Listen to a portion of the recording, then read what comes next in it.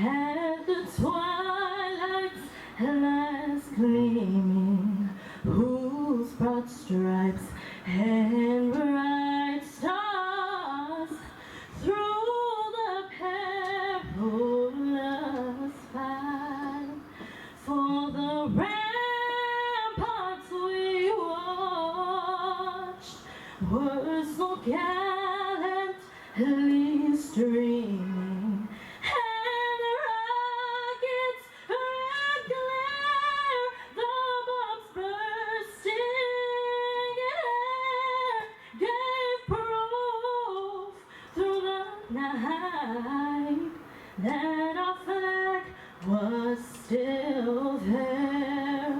Oh, say does that star-spangled banner yet wave o'er the land of the free and the home of the brave.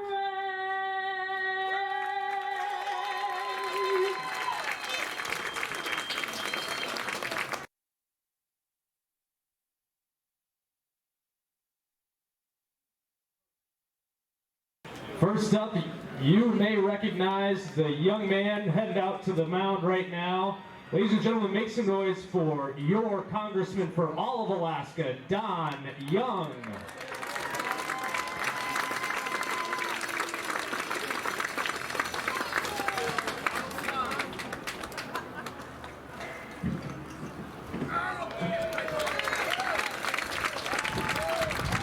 That looked like a strike to me, Congressman Young. And our second first pitch of the evening, make some noise for Fred Meyer employee John Cagle.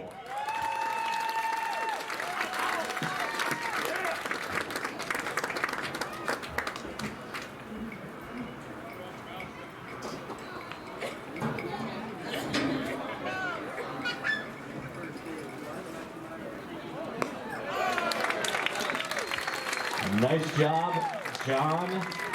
And thank you again to Fred Meyer, and thank you, Congressman Young, for being here with us tonight.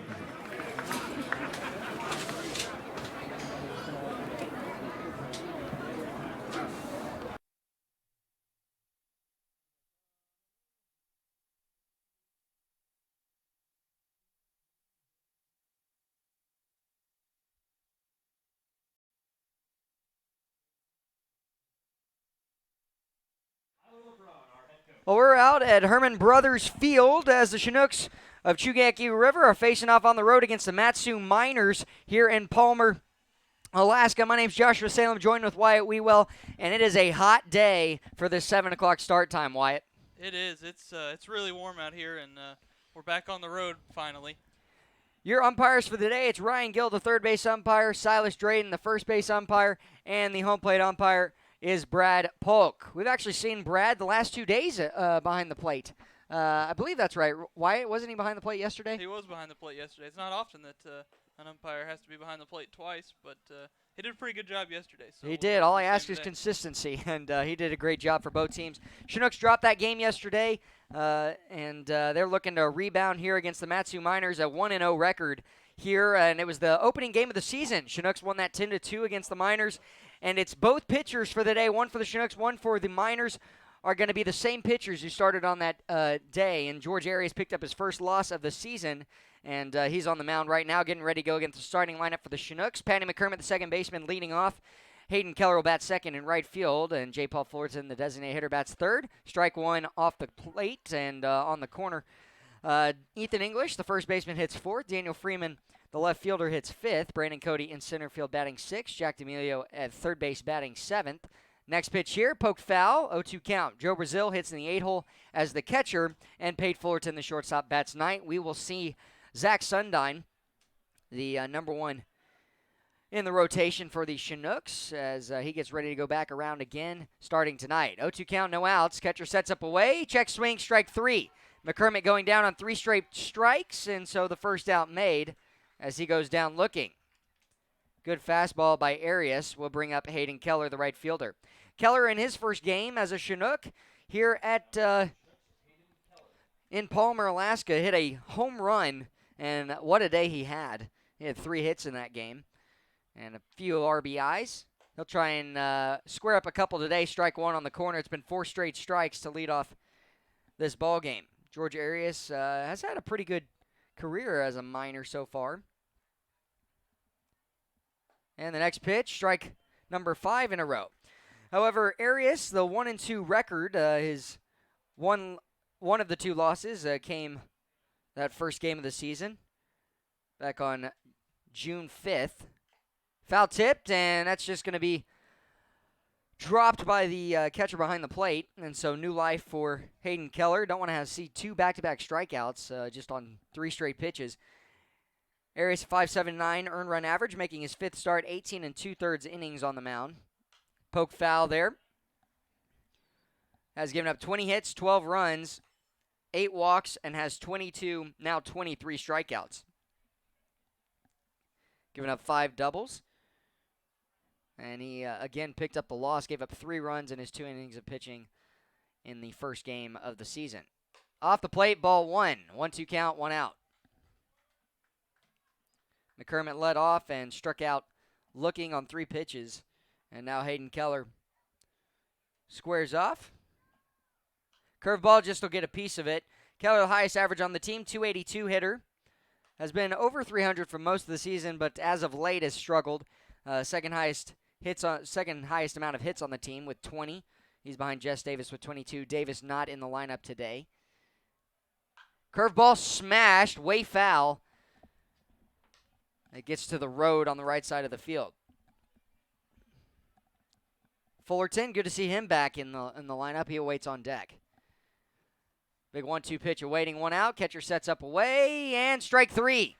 Chinook's first 2 have struck out, and so that will bring J. Paul Fullerton to the plate, the designated hitter, and Keller just taking a big hack at a fastball that crossed almost eye level. It is nice to see Fullerton back in this lineup. Joe Brazil did a great job for the game and a half that he had to catch in relief, but I think everybody's excited to see J. Paul back in this game. Well, Chinook scored 2 runs in Game 1 of the season. They've only played the Matsu Miners 2 times and split with them. Lost that 1 game at home. And now the Miners back here at home, playing on their home grass. Hit hard the opposite way, left side. The left fielder going over. It's tailing away, and it's going to hit right off the top of the wall. So that's going to be extra bases. A stand-up double, opposite field hit for J. Paul Fullerton in his first at-bat after missing a few games. Taking a foul ball right off the wrist as a catcher, and he gets a 2-out base hit. Will bring up Ethan English. Maybe English can pick up his 3rd home run and make it a 2-0 ball game, just like the Chinooks put up 2 runs in that first inning against the Miners the first game. Welcome back to baseball, J. Paul. Hey, I'll take it. First hit of the ball game. Just driving one. For half second, I thought it might get up and out of here. It sure looked like it was going to. English will look for a pitch he can handle. Big opening in the left center gap. Fastball first pitch, lower third, swing and a miss. First baseman for the Chinooks. Got to put something in play here. Although there's a 0-1 count, you want to try and hit something hard. Infield is very choppy. Was taking ground balls with the team beforehand, and man, it's all over the place. Chopped to the left side. One hopper, nice and easy, fielded by the third baseman. We'll throw it across for the 3rd out. So the 2-out double by J. Paul Fullerton is stranded on the out made by the third baseman, Tanner Carlson. When we come back, it's Zach Sundine and the defense for the Chinooks. We'll give you the Matsu Miners starting lineup here in a moment.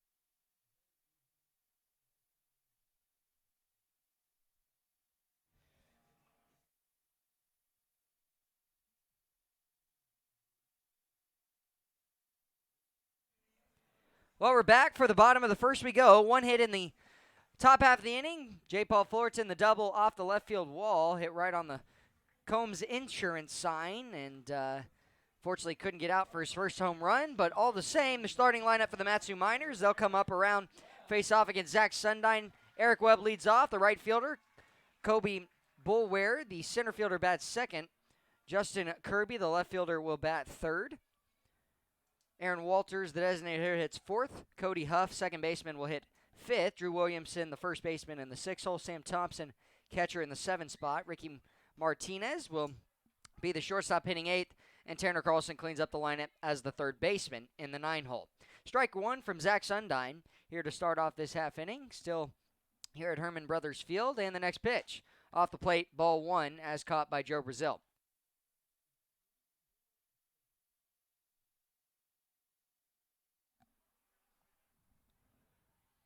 That pitch foul tipped, and so that will be strike two. 1-2 count, no outs.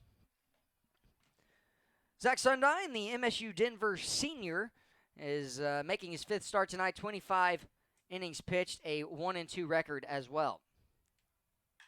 Hit hard to right field. Going back is the right fielder. Hayden Keller. It's going to get over his head. Bounce right in front of the wall, and he'll pick it up, and that'll be a leadoff double opposite field for Eric Webb. Webb has continued to shine as he currently finds himself in the fourth best hitter in the league for the Miners and the only guy in the top five. 16 runs scored, 22 hits now, a .344 average, 18 RBIs, and he's leading off. Kobe Bullware, the center fielder, up next.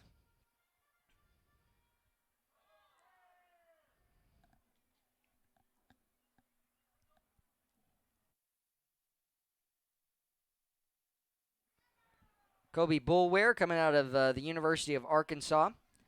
They had a pretty good run this year. I believe they lost in the Super Regionals. Or no, they made it to Omaha. They lost in the 8, I believe. Yes, they did. That pitch missing up, a 2-0 count here to Kobe Bullware. That would explain why he wasn't on our beginning of the season roster. He must have just arrived. That is the 7th double most on the team given up by Zach Sundine.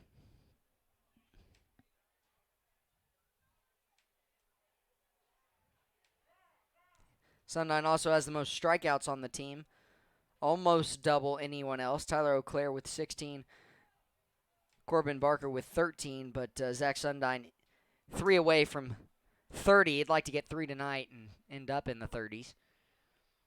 The delivery in the dirt, good scoop and block by Joe Brazil, a 3-0 count here. Justin Kirby, the left fielder, on deck, awaiting.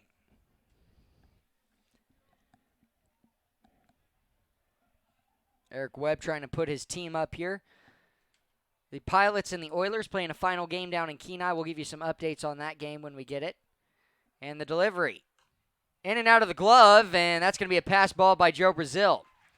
Strike one called. Now the Matsu Miners have a runner at third base with no outs here.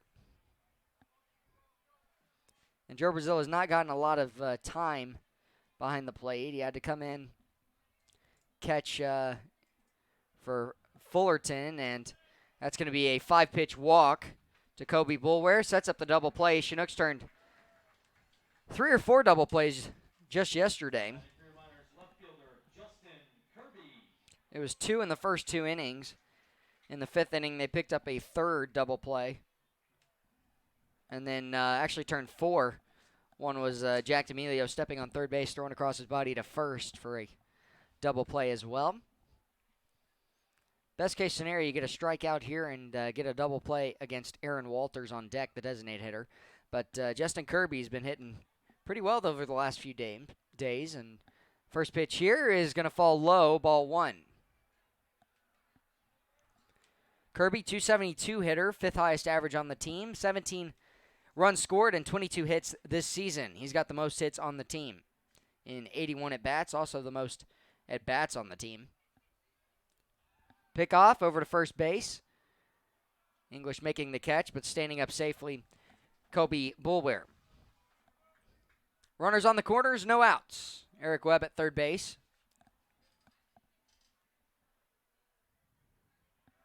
Runner goes. The throw down to second. Will it be in time? The tag laid down. He's safe. That'll go as a stolen base in favor of Kobe Boulware. Pate Fullerton unable to get to the bag in time. And so runners in scoring position now both at second and third for Justin Kirby. Zach Sundine picked it off. And Ethan English quickly transferred, but had to wait a half second for Pate Fullerton to get covering the bag. And Fullerton shading towards the left side. A little bit out of double play depth. First pitch here off the plate for ball 2. 2-0 count.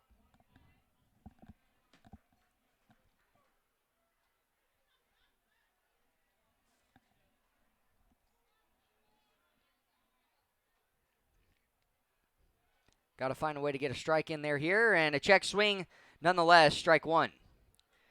Top of the zone. Sundine leaving a couple pitches up here. He will try and work down. To all of the Sundine family listening, thank you so much for tuning in to the Chinooks Radio. And for all those listening, if you haven't hit the subscribe button to the Chinooks Radio on YouTube, please do so, and the bell icon to get notified. Good block by Brazil, keeps it in front, a 3-1 count here.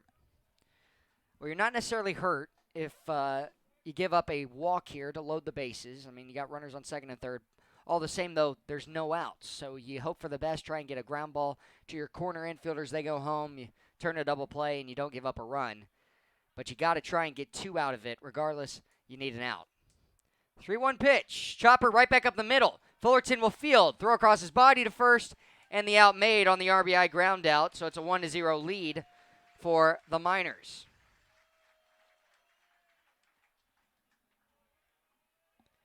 Kirby chopped one up the middle, and good job by Fullerton just to get over there in time. Chinooks would have liked to see Kobe Boulware get out on that pickoff attempt, but he got a great jump, and he had a huge lead all the same when Zach Sundine picked off. A lefty-on-lefty matchup. Way off the plate. Off-speed misses, ball 1. And for Sundine, it always takes him an inning. He usually settles in right after that first inning. He's done a pretty good job this season. Up and inside, little chin music for the left-hander, and Walters will back out of the way. Chinooks defense is as follows. Daniel Freeman in left field, Brandon Cody in center, right fielder Hayden Keller. The 2-0 pitch here. Pops it up on the infield. Going back is Fullerton, and he'll make the grab. Second out made on the fly out to the shortstop. Cody Huff up next. On the infield, Jack D'Amelio, third baseman.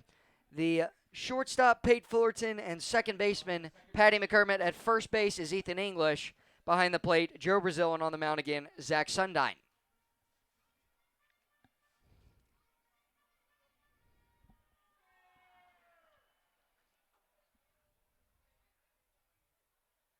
First pitch here, misses just south, and so it'll be a 1-0 count.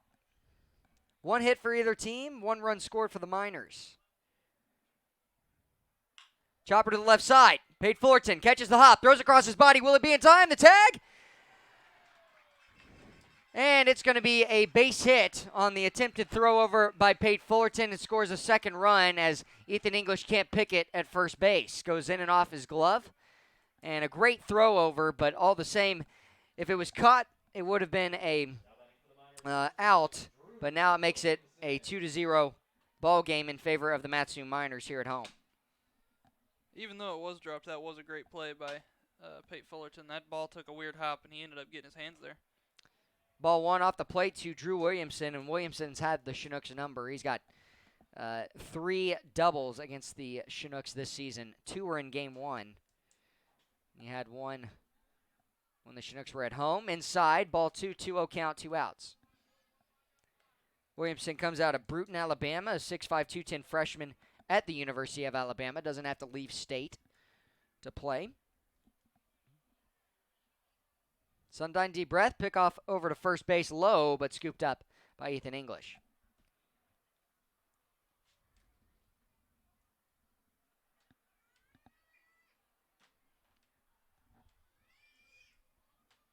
High leg kick, throw, hit hard, opposite way into left field, and Daniel Freeman is under it. 2 runs given up in the first inning. It's on 2 hits for the Miners. They're up 2-0 now, and the offense will come back out for the Chinooks. Daniel Freeman, Brandon Cody, Jack D'Amelio, 3 batters to face George Arias when we come back. You're listening to Chinooks Radio on YouTube.com.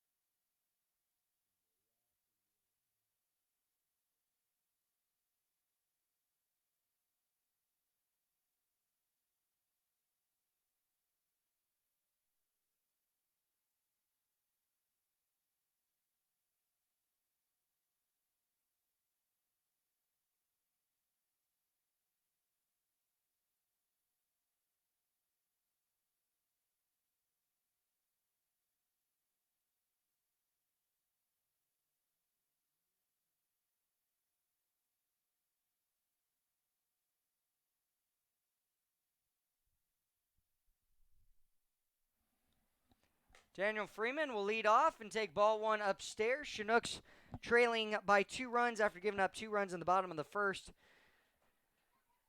on 2 hits and a walk. Big swing and a miss. Curveball missing low and away. It would have been ball 2. Instead, it's a 1-1 count, no outs. Freeman expecting fastball there, doesn't get it. There's a fastball, top of the zone, strike 2. Freeman really late on that. He made the out to end the first inning. Can he put something in play here? Choke up and just try and give something in play. Jammed in, and he'll foul 1 away. Good pitch to spoil. It was a pitcher's pitch. Catcher Sam Thompson set up inside and was going to be strike 3. 2 strikeouts already. Opened up against Patty McCormick and Hayden Keller for the first inning. Chopper, right back, 1 hopper to George Arias. He'll flip to first for out number 1 of the inning. Caught it right off the end of the bat. Brings up Brandon Cody, the center fielder. Cody, 230 hitter. Has 14 hits this season, 9 runs scored, and 61 at-bats. 12 RBIs. Second most on the team, tied with Hayden Keller. Only one guy leads them by 1, and that is Daniel Freeman, who had his biggest day of the season against the Miners Game 1. Had that 2-run RBI to open up the first inning. And now the Chinooks down by 2 runs. Ball 2 is upstairs to Brandon Cody. Cody with great speed if he can get on. He's been caught stealing once, but he's 4 for 5 on the season.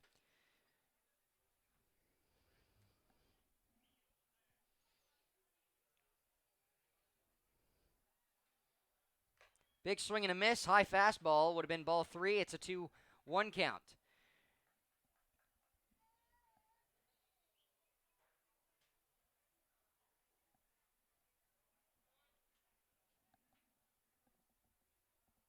Off the plate, ball 3, 3-1 count, and Arias in jeopardy of giving up his first walk here today. Cody hit a couple out in left field. He's got 1 home run this season. The Biola University outfielder, 3-1 pitch. Taken low, ball 4. That'll be a walk to put on a Chinook, and the Chinooks would like to do damage with that. Jack D'Amelio, third baseman, up next. My roommate for the summer. D'Amelio coming out of the Bay Area, Hillsborough, California.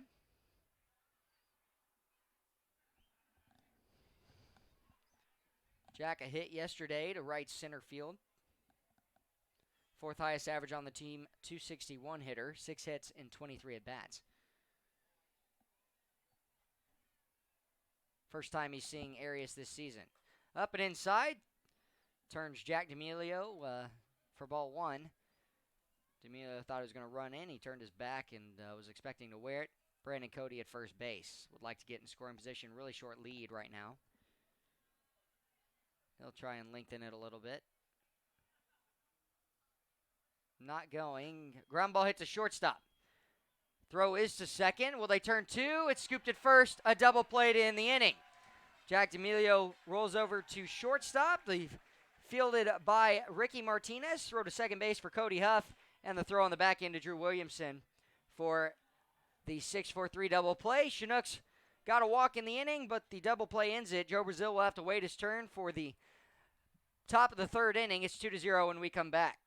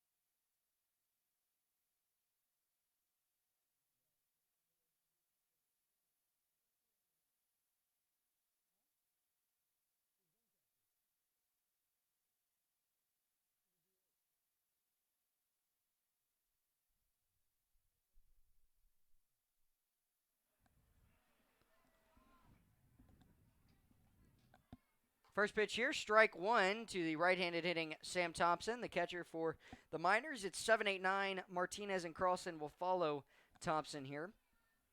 2 runs given up by Sundyne in the first inning, and he's looking to combat that with a good inning here. That pitch in the dirt, skipped away, a 1-1 count.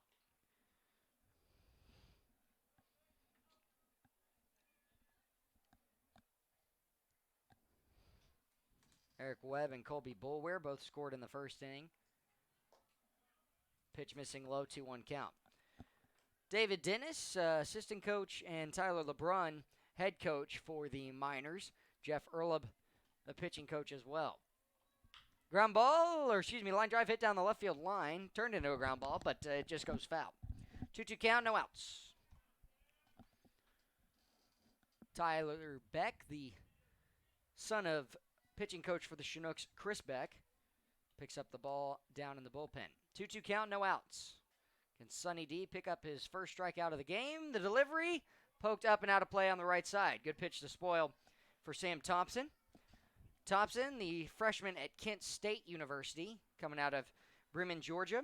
6'1", 185, true freshman catcher. One of 3 catchers on the team. Missing inside, scooped up by Brazil. A full count, no outs. A few pitches have gotten away from Sundyne here. Does not want to start the inning off with a walk. Needs to get one over the plate here. And he will get a strikeout. Joe Brazil will block it up. The easy throw down to first.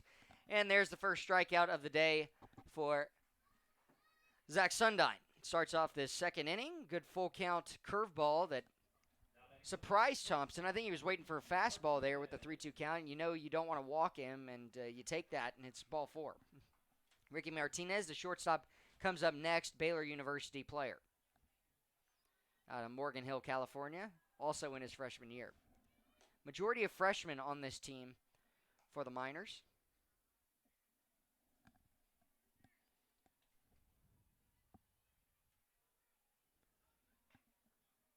And strike 1 inside. 1-1 count. 1-1, 1 out. Martinez, a 128 hitter this season, has 5 hits in his 39 at-bats. Curveball, and just gets a piece of it down the third base side. 1-2 count. That just bounced over the fence and just missed the top row of seats. So everybody down there reacting. I think it surprised him more so, and that pitch missing inside. I don't think I've seen one bounce that high off of a foul ball from there before. Yeah, especially from a right-hander, getting that far around it. Chop to the left side. D'Amelio reaches over, can't make the grab. A rollover ground ball through the infield serves as the third hit for the Miners. Ricky Martinez on, and let's see if the Chinooks can turn a double play against the Miners, just like the Miners did against them in the last inning. Chinooks have turned many a double play this season, I believe the most in the league. I would be shocked. When you look up the stats online, cannot find the fielding stats anywhere. I talked to John Groth, the head coach for the Chinooks, about it, and he's been asking me about it. We can't seem to find them anywhere. First pitch here, strike 1 to the right-handed hitting Tanner Carlson. Thought that Jack D'Amelio was going to be able to grab that one. It just took a quick hop, and we've seen some funny hops out there on the infield today already, and we're just an inning and a half in. Slide step, fastball misses up, Brazil making the catch, and thought about the back pick to try and grab Martinez. Instead, Martinez will step back up safely to the first base bag. Chinooks rocking the gray pants, red jerseys, as the Miners sport their green jerseys, yellow numbering and lettering on the fronts and backs of the jerseys with white pants and green socks and stirrups. Pickoff attempt to first. Good stretch by Ethan English. Boy, it is a luxury for the Chinooks to have 2 big first basemen. With Ethan English, Daniel Freeman, who's in left field, but they split time over there at first base. And, both of them well into the 6 feet. Tried to almost hold off and work the opposite way with the fastball. Strike 2. And Zach Sundine will look for a big strikeout here. Ricky Martinez picks up his 6th hit just a moment ago of the season. And stolen base-wise, he's not even attempted. He's got a big lead over there at first base, however. Slide step, off speed, ground ball to the shortstop. Picked up by Pate. He'll throw to first, and the double play is made by the Chinooks. Patty McCormick on the back end as he fields it from Pate Fullerton, the flip to second, throw to first, and the Chinooks get their first double play of the game. Another 6-4-3 to end the inning, and 1 strikeout granted to the Chinooks pitcher, Zach Sundine, his first of the day. When we come back, it's 2-0. The Chinooks try to get on the board as it'll be 8-9-1. Brazil, Fullerton, and McCormick coming back around for a second time.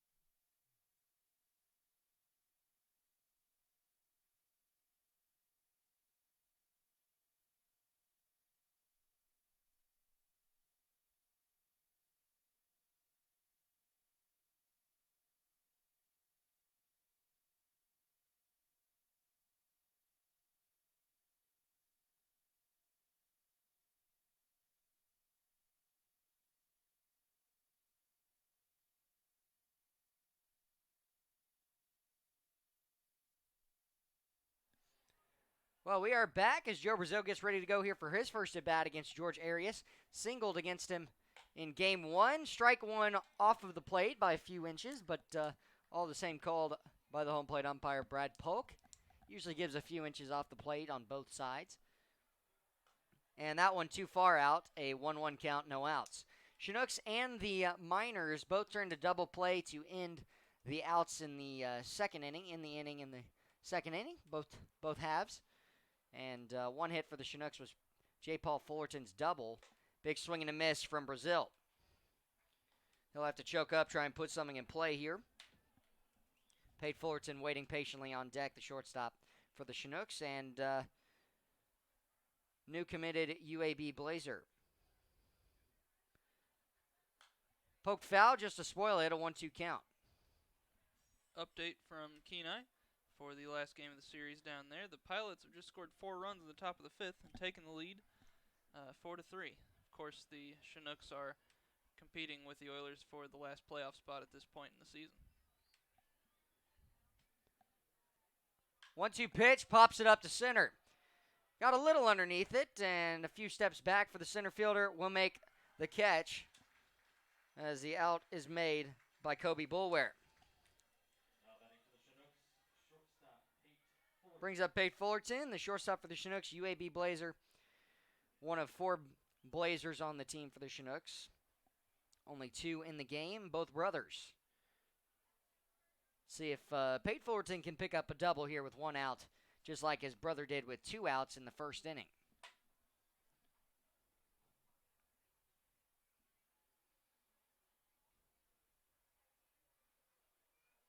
Both left-handed hitters, right-handed throwers. And first pitch on the corner, strike 1.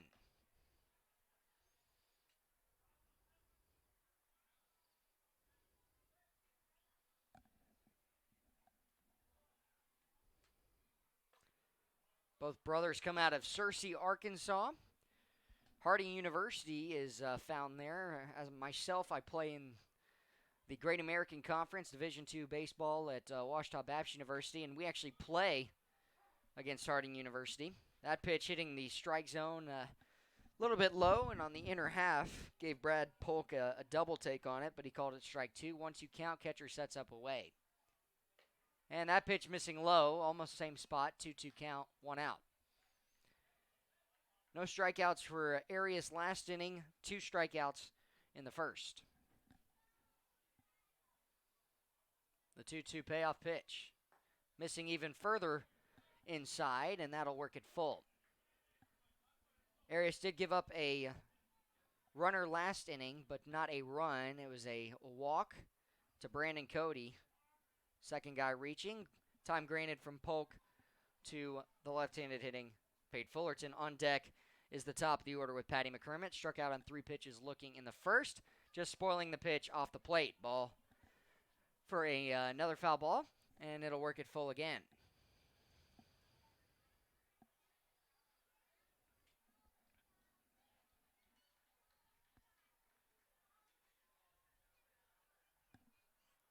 And ball 4. So with 1 out in back-to-back innings, the second guy up will walk. That will bring Patty McCormick back around. Hayden Keller, the right fielder, on deck.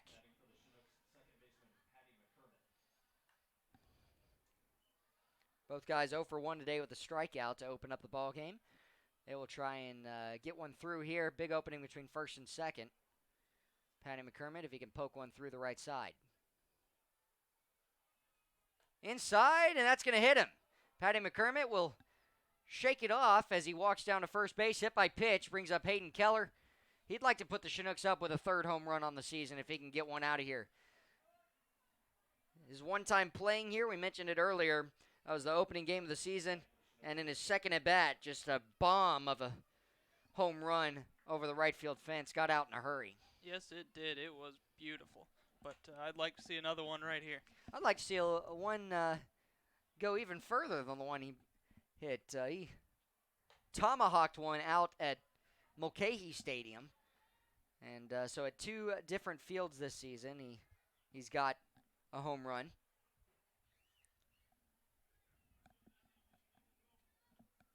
Only one guy on the Chinooks has a home run at Lee Jordan Field, the home turf for the Chinooks, and that's Ethan English of the 5 home runs for the team.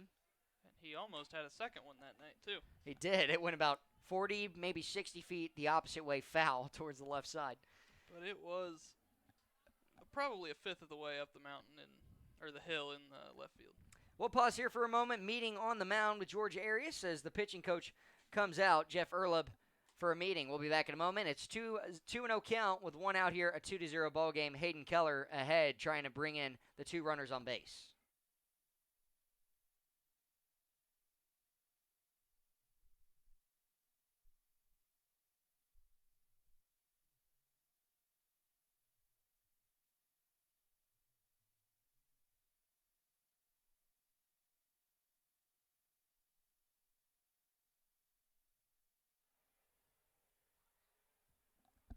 Back and ready to go as it's a 2-0 count, 1 out, meeting adjourned. Arias falling behind here, and not the guy you want to fall behind to. Hayden Keller waiting, and it'll be off the plate. In jeopardy of giving up another walk. It was a walk to Pate Fullerton. He's on second base, hit by pitch to Patty McCormick, and then Hayden Keller now a 3-0 count to him. If he walks, it brings up J. Paul Fullerton, who's got the only hit in the ballgame for the Chinooks. Payoff pitch. Strike 1 on the corner. And that one hit was an opposite field double that hit right off the left field wall. See if Hayden Keller can produce an extra base hit with this advantage count. Arias, the delivery here. And that's going to be strike 2. Okay, top of the zone. Got a little help from Sam Thompson, the catcher, bringing it down a little. Full count, 1 out. Hayden Keller chased a strike high in his first at-bat for strikeout. Can he bring in a run here with a base hit? 3-2 pitch. Up and away. It'll walk to load the bases. J. Paul Fullerton up next. Will look to hit something hard as well. A double in his first at-bat, and the Miners having a little action in the bullpen. They want to see Arias go as long as he can. No one truly throwing yet, but some guys getting up and doing bands. A little bit of band work. And that pitch, strike 1, enter third, 1 out here. Bases are loaded. Keller at first base, McCormick at second, and Pate Fullerton at third base. A base hit will likely bring in 2 with Patty McCormick's speed. Inside, and a good job by Thompson just to corral it.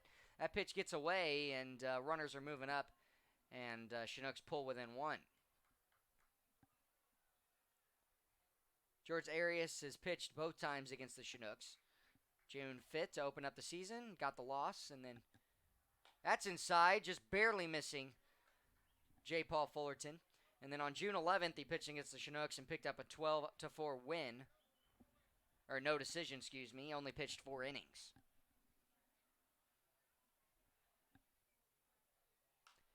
Poked up and out of play, and it'll tie the count up at 2-2. Arias' lone win came in an 8-4 victory. Pitched 6 innings, only allowed 1 run, 6 hits given up, 6 strikeouts, and 2 walks. However, in his last start, he picked up the loss, 5 innings pitched against the Bucks, 5 earned runs, 7 hits. 2-2 count, 1 out. Got to put something in play here, and the payoff pitch to J. Paul Fullerton. Ground ball first base side, and it's to Williamson. He'll try and throw to second. Will it be a double play? Not in time. Safe at first base, an RBI ground out for J. Paul Fullerton. Good play by Williamson though, on the throw to second base, just to get the sliding out of Hayden Keller, just out by a step, covering the shortstop Ricky Martinez. Quick transfer back to Williamson, but the Chinooks are on the board 2-1. Can Ethan English pick up a base hit?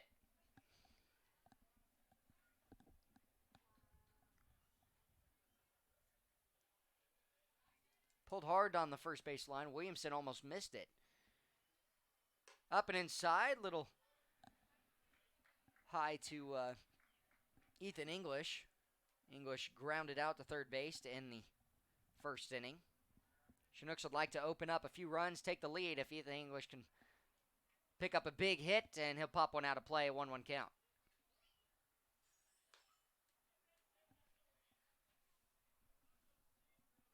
Runners on the corner is a pass ball. Wild pitch will tie the ball game at 2 each. We're in the top of the third inning currently.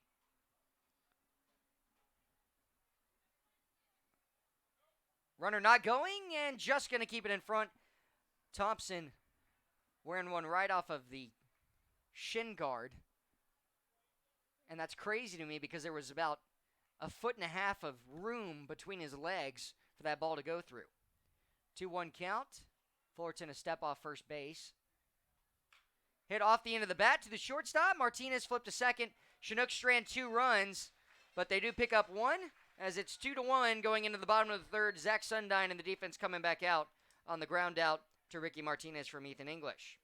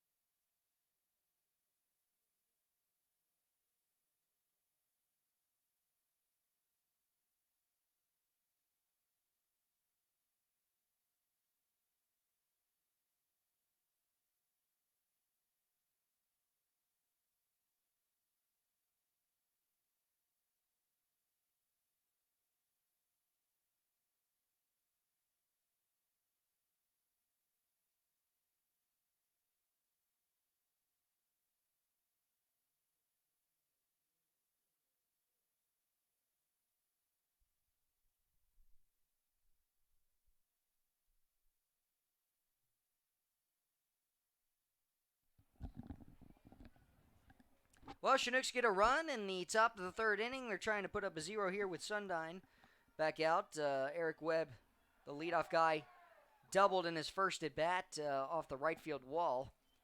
And, you know, for a 5'8 guy coming out of Central Missouri University, he can definitely put some pop to it.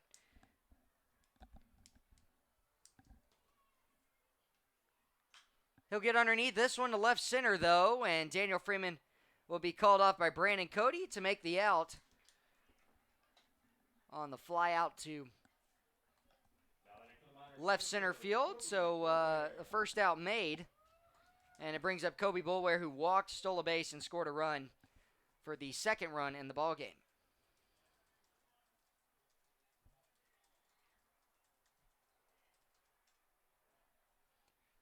Wind up and the first pitch, missing low, ball 1. Sundine's given up 3 hits in the ball game and 1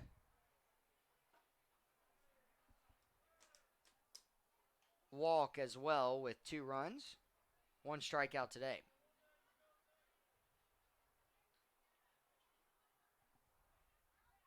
Curveball there and just misses. A 3-0 count here to Kobe Boulware, who walked on 5 pitches in his first at bat. That pitch, strike 1 on the top of the zone, off the plate.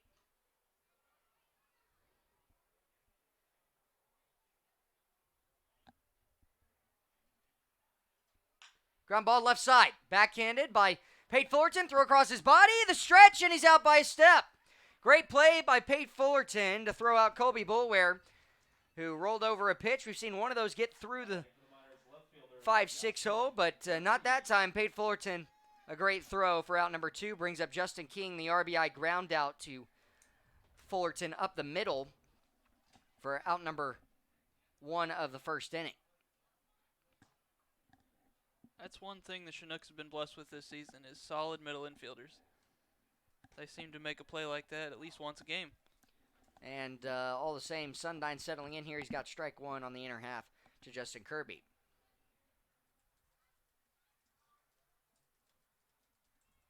That pitch scooped up in the dirt, though. Hits right off the chalk in the right-hander's batter's box.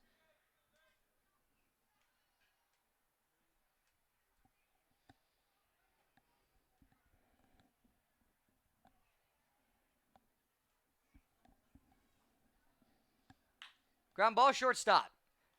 Fullerton stays down on it. The laser to first, and we'll get him by 3 steps. So 2 ground outs to Pate Fullerton, a pop out from Eric Webb to center field, and 3 up, 3 down for the second inning in a row. Go the Miners. It's a 2-1 lead for the Miners. Chinooks looking to take the lead or at least tie things when we come back for the top of the 4th inning. Daniel Freeman, the leadoff for the Chinooks.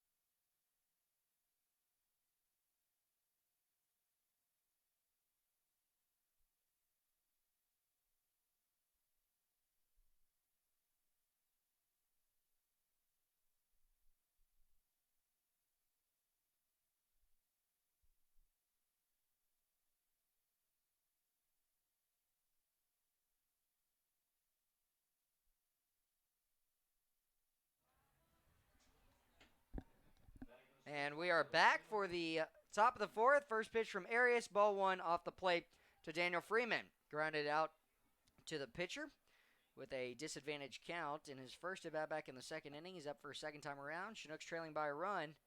He'll pop one up and out of play on the right side of the field.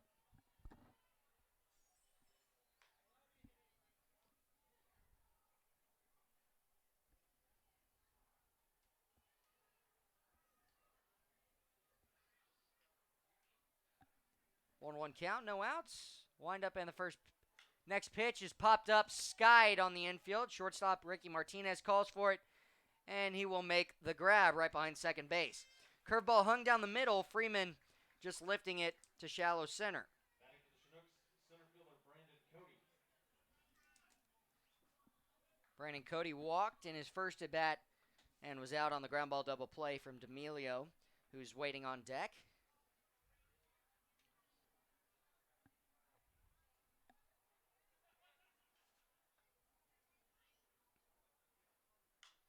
And he's going to get out in front of one in foul territory. Left side of the field coming over. Matsu Miners going to get out of play and top deck on the left side, right next to where my parents are sitting. As my dad just kind of turned over and looked at the other fans as it bounced off the top row. One fan got up off of his seat and it bounced right where he was sitting. Brandon Cody taking a hack at his first pitch. Curveball held over the middle of the plate, and back-to-back times the Chinooks have hit pop-ups. One from Daniel Freeman to hit the out in the first part of the inning, and now one out in the inning because of it.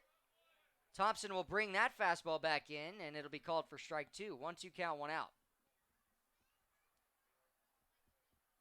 Arias will shake, and Thompson will move away to the outside part of the plate.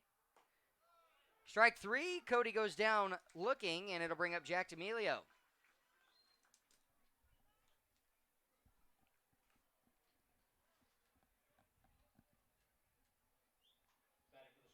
Brandon Cody's 22nd strikeout, second most on the team. 3 guys in the 20s.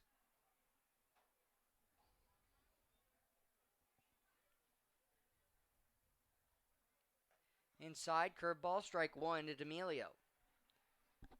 D'Amelio rolled over to 1 to the shortstop Ricky Martinez, who started a chain reaction double play to end the second inning. And Thompson is very good at bringing the fastball away right back in a few inches for Brad Polk. If Polk blinks at any point, he's going to have to blink up and look right where that glove is for a strike. And he's going to call strike 3 there, and it was off the plate. But all the same, D'Amelio and Cody back-to-back strikeouts looking to end this 4th inning. When we come back, Chinooks will go into the top of the 5th with their defense. It's 2-1, Chinooks trailing to the Miners.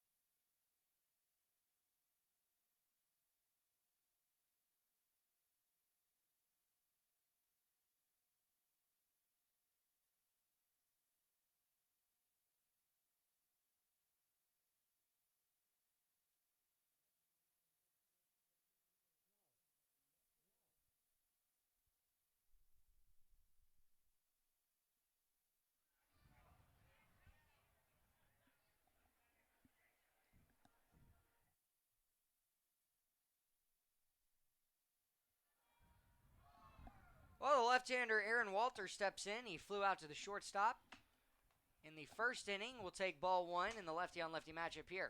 2-1 ball game. Chinooks trailing the Miners here in the top of the 5th inning. Pretty quick ball game that we're going through as well. And big swing and a miss. 1-1 count.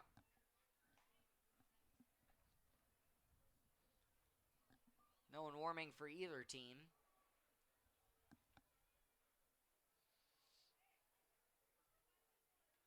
Curveball there, popped up in foul territory, and it's going to tail away from both guys. Daniel Freeman unable to get to it either, the left fielder for the Chinooks. It'll be a 1-2 count, no outs.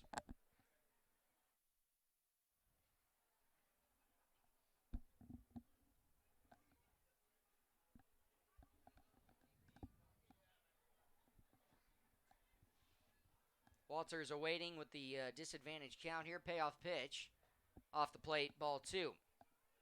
Walters' 4th highest average, 273 hitter, 15 hits and 56 at-bats now. 4 doubles and 10 runs scored, pokes 1 foul. Miners with 7 home runs this season. 4 different guys have them. Justin Kirby leads the team with 4. 3 other guys with a single 1. Curveball missing inside. Full count runs, and it's no outs here in the inning. Got to find a way to get a strike in here.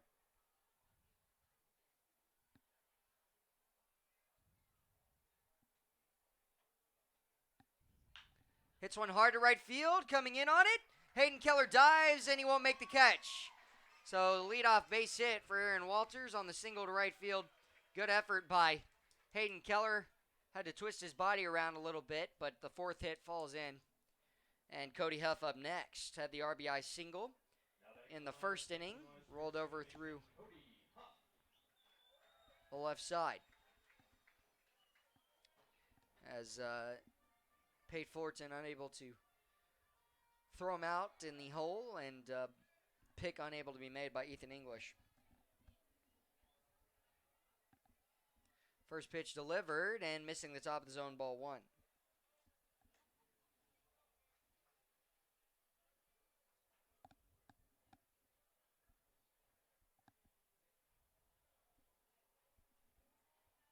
That pitch poked away foul.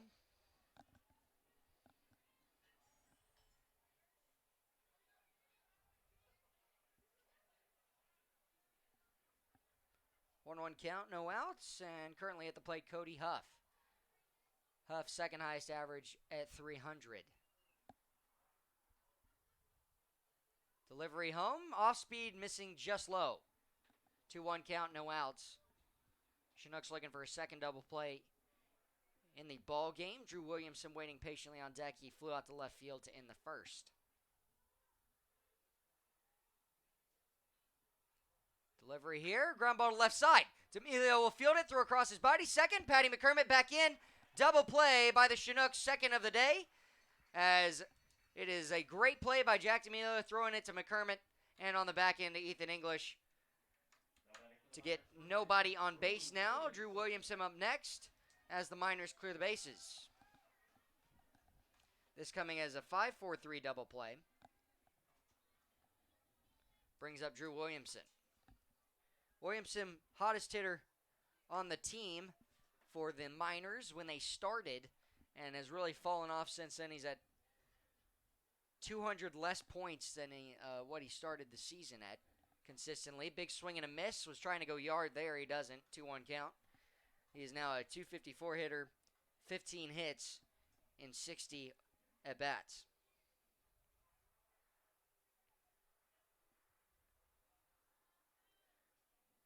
Has the most walks on the team with 11. That pitch missing low, a 2-1 count.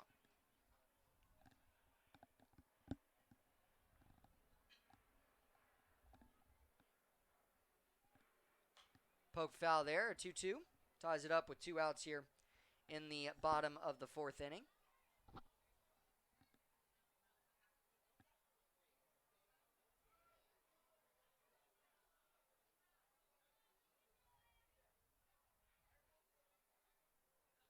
Ground ball, roll over to second base. McCormick will take the hop, throw to first, and 3 up, 3 down for a third straight inning in a row. Go the Miners with the help of 2 double plays.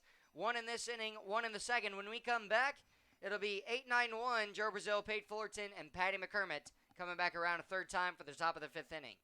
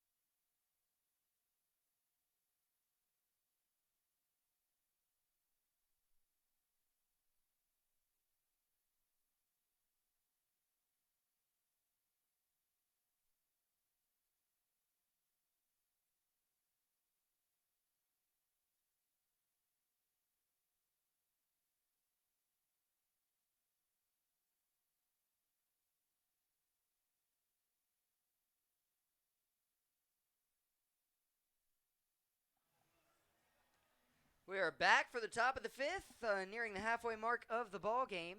Chinooks trailing by a run. It's 2-1. First pitch, low and away to Joe Brazil. Brazil flew out to center in his first at bat.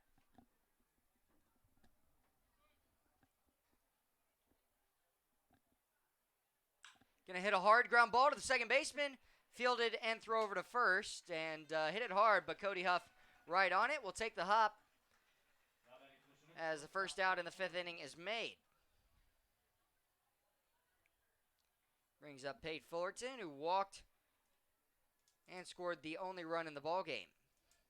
Brother able to get him in on the ground out to first base back in the third inning.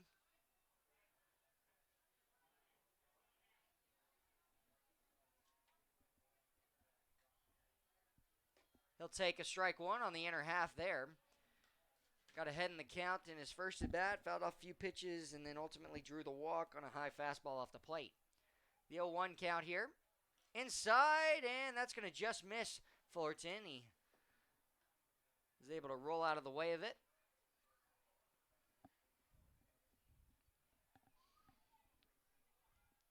1-1 count. Hits one off the end of the bat in an opposite field. Base hit for Pate Fullerton as he's got the second hit, and the Fullerton brothers with the 2 hits for the Chinooks today. Patty McCormick up next. Got a hit by a pitch. Fastball ran in on him the first time.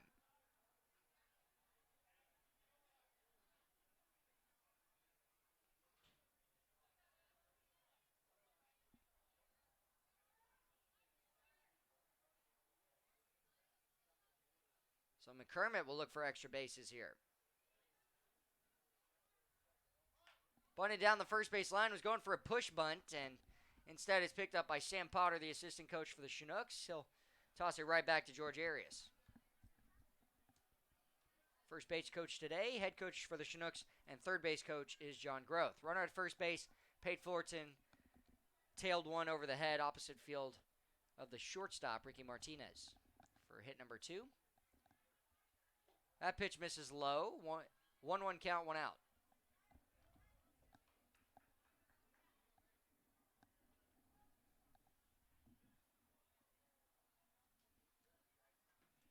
One's across the board, 1 out here. Bases, only 1 base occupied. Pickoff attempt to first, and sliding in and dirtying up the gray pants, Pate Fullerton. Big opening down the left field line. Patty McCormick can get around one. He's had 2 doubles down that way. Grass tends to hold up the ball. Runner goes, and it's inside. The throw down to second base. The slide in, and he's safe. Pate Fullerton with the stolen base. Got a great jump, able to get in there. Good tag by the second baseman, Cody Huff, but not in time. That was a great effort by the second baseman. It almost looked like he got that tag down on the bag before he got in, but he must not have. The umpire had a much better view than we did, of course. Not sure if it's a 1-2 count or a 2-1 count. 2-1 count, according to the home plate umpire. I think he showed 1-2 count. Oh, there he goes. Yeah, it's a 2-1 count, not 1-2. It's like the fastball missed way high and inside to Patty McCormick. I mean, and Patty McCormick is not one of the tallest guys either. Popped it up and out of play. That'll be a 2-2 count now. McCormick going to have to battle here.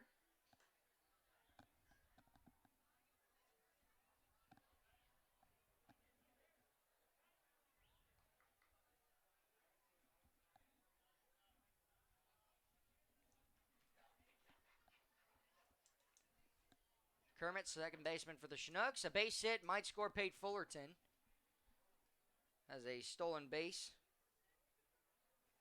that he just took second with. And Pate not been caught stealing this season. He's 3 for 3. 1 out in the inning. The 2-2 to Patty McCormick. Swings on it. It's going to get by. He'll get to first base safely. And the drop third strike works in the favor of the Chinooks, as it's going to go as a wild pitch against George Arias. Go-ahead run now at first base, and man, what a break. Patty McCormick chasing one inside, and That curveball broke way inside to the right-hander. It'll bring up Hayden Keller. Yeah, I don't know if Patty meant to do that, but it bounced a few feet short of the plate. The catcher had no idea what to do with it since there was a swing. Well, the And fifth worked out for him. Yeah, the fifth strikeout comes as a drop third strike with one out here that puts runners on the corners. Hayden Keller trying to stay out of a double play here, pick up an RBI if he can and tie this ball game. Very important at bat here for Hayden Keller. Drive some into the outfield. He'll hit one to left field. It's shallow left field. The left fielder will get underneath it. It'll be caught, and Pate Fullerton's going to go home. They're going to catch and throw, and an RBI sac fly will bring him in. Fullerton sliding in safely. It was a shallow fly ball, but the left fielder who makes the catch, Justin Kirby, threw the ball short right to the third baseman. And it was cut, and that ties the ball game at 2 apiece. You take the chance there, especially with the speed of Pate Fullerton. But here is what Fullerton did. He set up a looking away from the right fielder and was looking at John Groth. As soon as that ball's caught, he took off for home, and that makes it a 2-2 ball game. That's small ball for you for the Chinooks. They can take the lead here if J. Paul Fullerton can get a base hit, and he will. It'll put Patty McCormick at second, picked up by the second baseman. Runners on first and second now. And J. Paul Fullerton has his second hit of the day. Third hit for the Chinooks. Scoreboard reads 5, but that is the third hit for the Chinooks. We'll pause here for a moment. Pitching coach Jeff Erlob out for a conversation with George Arias.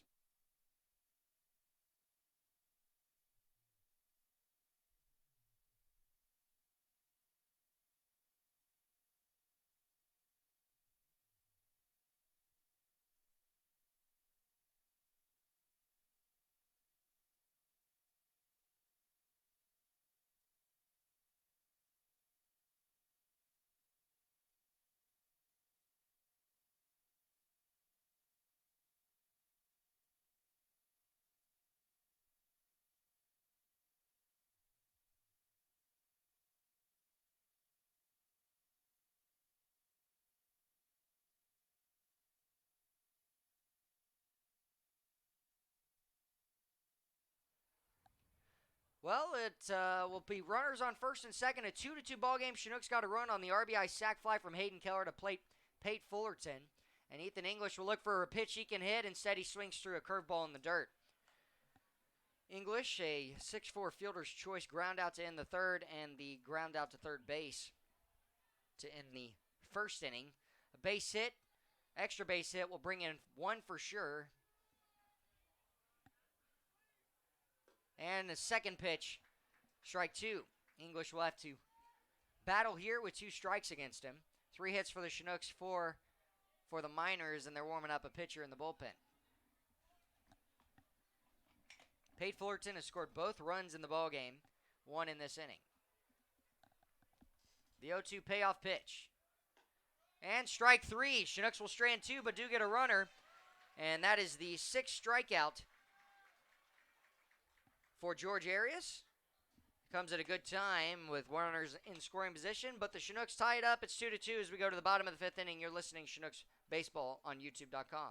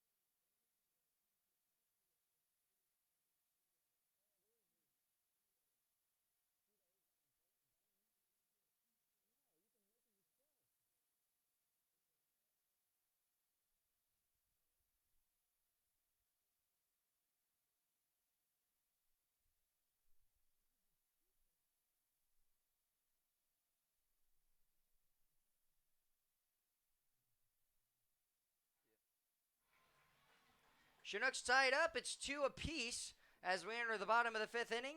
Sam Thompson, Ricky Martinez, Tanner Carlson, 7, 8, 9 hitters will lead off this second inning. Or excuse me, for the second time today with the 5th inning. Ground ball, chopper to Pate Fullerton. And that's going to go right underneath his glove on a bad hop. Continued to go towards his opposite side and continue to tail away from him. That should be an error against Pate Fullerton.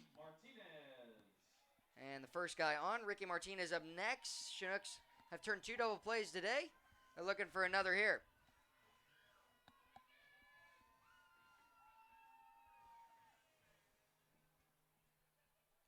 Have not seen the scoreboard read anything, but all the same, that should be an error against Fullerton. Bunt shown, bunted down the first base line. Sundine will bare hand turn, throw to first base, and the out made on the sac bunt by Ricky Martinez. Brings up Tanner Carlson, 6-4-3 ground out. Here with 1 out in the bottom of the 5th inning, the go-ahead run out at second base.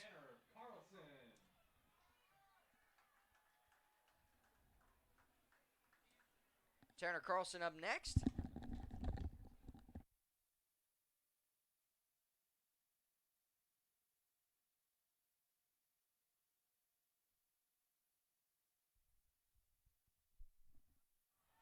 Pops it up and out of play, and so it'll be a 0-1 count here with 1 out.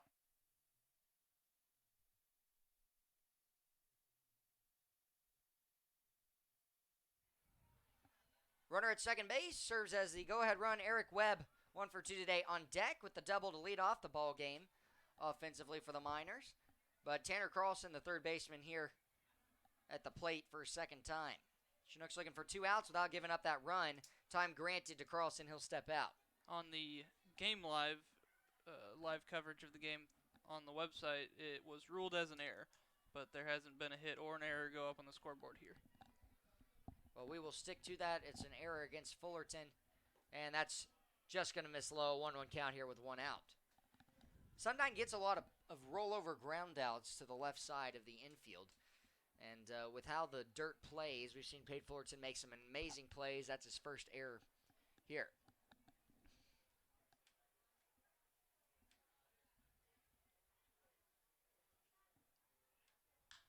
Popped up to center field. Coming in on it, Brandon Cody's got to really get underneath it. Running a long way will make the catch, and the fly out keeps the runner at second base. It'll bring up Eric Webb. Second out of the inning. Update from Kenai again. The Oilers have come back to tie the game in the 7th. So they are, I believe it is a 9-inning game, even though it is getaway day. But they are tied at 4 apiece going into the top of the 8th. Well, Eric Webb comes out of Central Missouri University and hit the second highest average on the team at 410 this past season. Pops up one on the right side. Ethan English going back. He's going to have to tail away in foul territory. A diving attempt by Patty McCormick. Can't make the grab. Long run for Patty McCormick. Full extension and new life for Eric Webb. Thankfully, it didn't fall in fair territory as it'll send the runner back to second base. Tough play for anybody to get it, and I think the only guy who could have made the catch was Patty McCormick. I believe it probably was. Eric Webb started in 61 of the 62 games that that Central Missouri played last year, and had 100 hits exactly.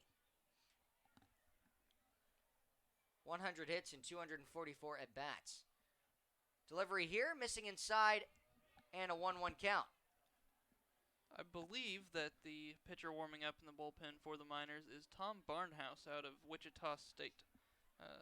He's 6'3" righty, so we'll probably see him in the next inning. Got to try and get Eric Webb here with runner in scoring position. The go-ahead run out at second. Chinooks trying to pick up a win today and hope the Oilers lose down in Kenai.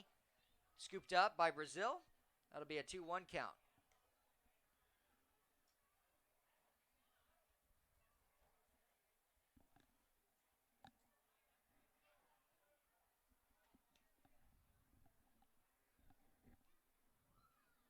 According to the stats, Burnhouse has not pitched.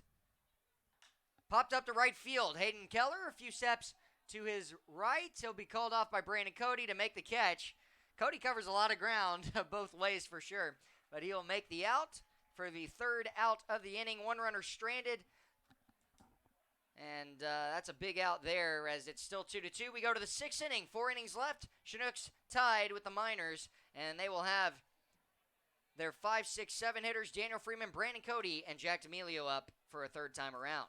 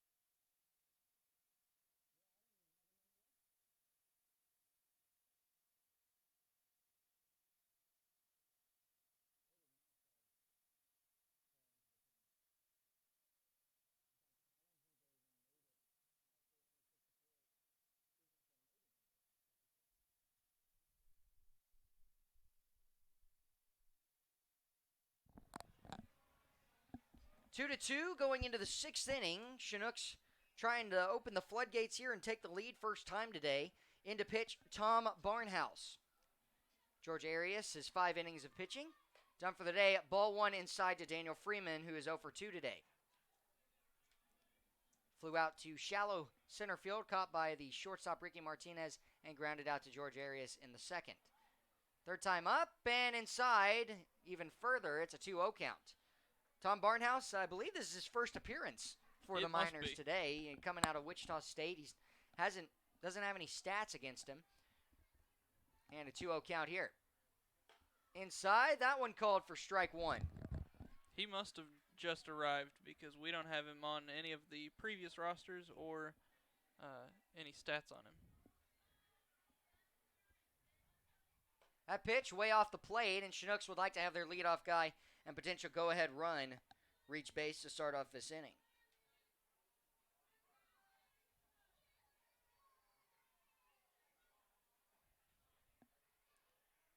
Three-one pitch inside, ball 4.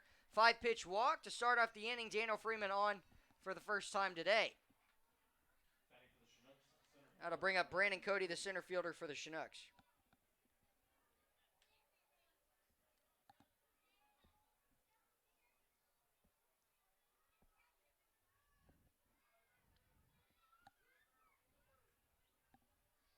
Quick meeting between Thompson and Tom Barnhouse. George Arias did not do poorly. 1 hit by pitch, 3 walks. He only threw 5 innings on the mound, so will not get the win now, though. Bunt shown, pulled back, strike 1. The throw down from the knees of Thompson to Williamson at first base. Sliding in safely is Williamson. Again, 6 strikeouts for Arias. Every inning he got a strikeout. He got 2 of them. 3 hits given up. All 3 hits given up to the Fullerton brothers. Chop to the left side. Be fielded by Ricky Martinez. Throw to third, but not going to get the back end against Brandon Cody on the fielder's choice ground out. thought it was going to be hit soft enough that Ricky Martinez was just going to have to go to first base. But he does a great job transferring that ball over to second base on the back end. And Brandon Cody might try and swipe a bag here, put himself as the go-ahead run in scoring position. I think if that ball was hit any softer, it may have been everybody's safe because Cody had some speed getting down the line there. Yeah, and it was out of reach of the third baseman, Tanner Carlson. So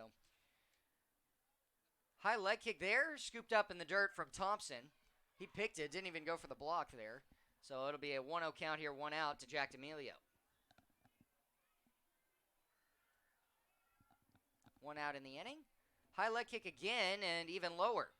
If I'm Brandon Cody, I'm going this next pitch if I see that high leg kick. Thompson's got a great arm, but right now Barnhouse has not been going quickly. He does take off and taken. Throw down to short, and it goes right off the knee of Brandon Cody. He's okay, though. And a stolen base to Brandon Cody. Great throw from Thompson.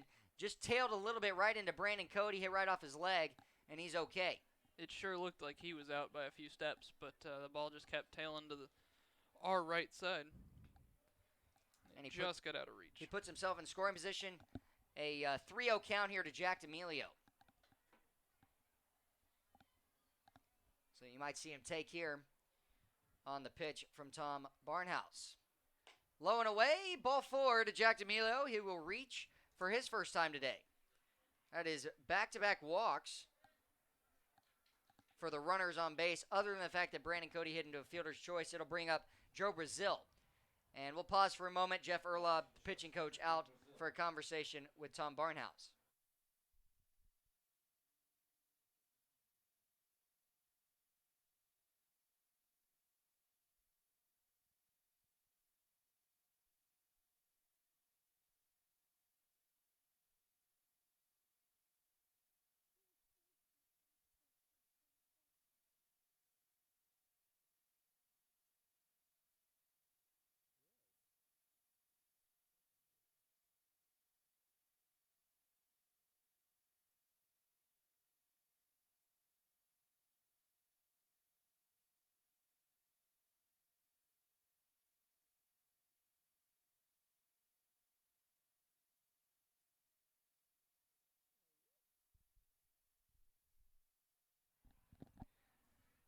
Well, we have resumed the meeting, and Jeff Erlaub back to the first base dugout for the Miners.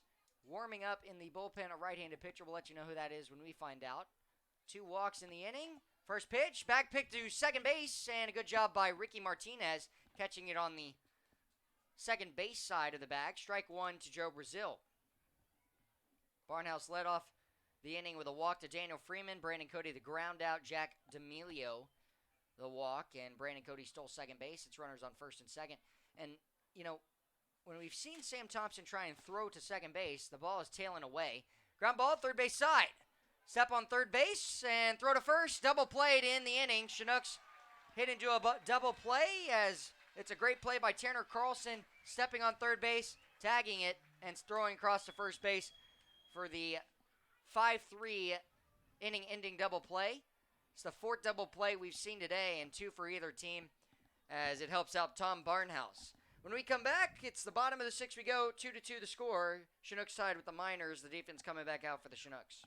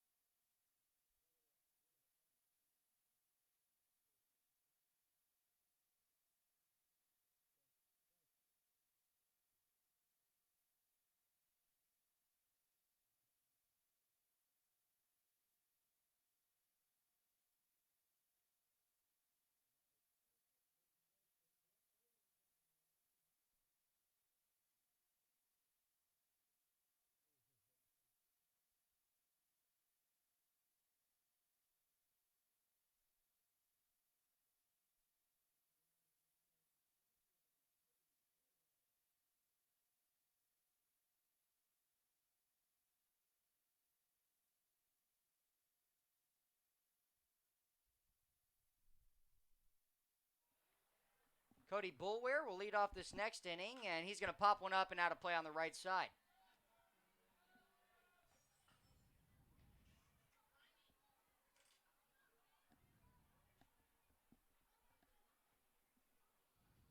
Sundyne getting ahead here, working into the 6th inning. 2-2 the score. Chinooks unable to get a run in the top half of the inning as they had runners on first and second. 4th double play we've seen on the day ended that. Way inside, scooped up by Brazil.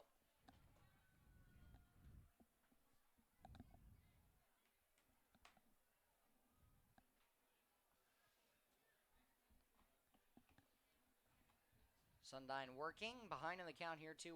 We'll get a third pitch in there, missing. 3-1 count. Got to find a way to get Kobe Boulware here. Justin King on deck, Aaron Walters.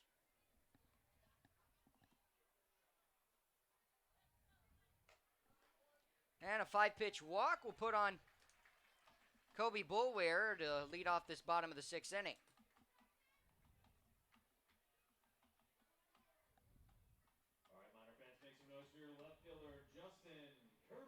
Justin Kirby, left fielder, comes up. RBI 6-3 ground out in the first. He rolled over and grounded out to end the third as well to Pate Fullerton.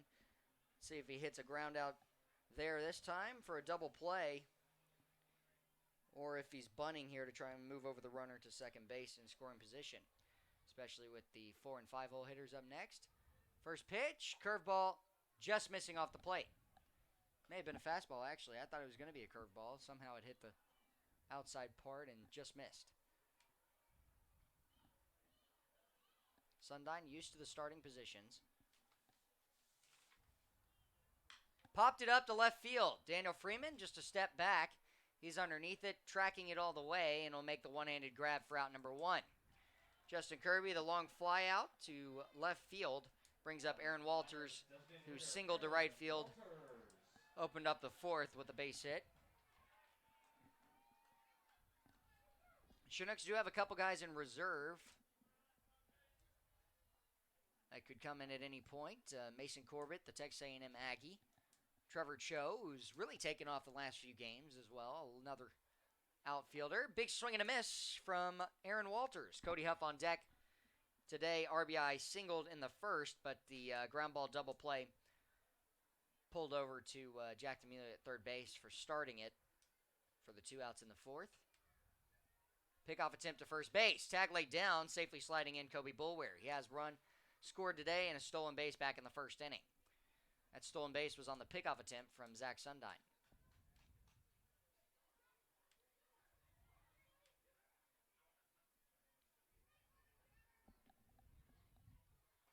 Delivery here, and that pitch low and away on the off speed.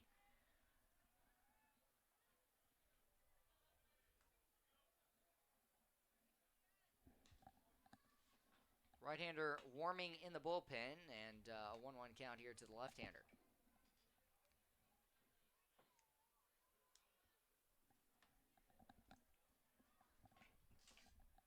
Pickoff attempt, and safely in.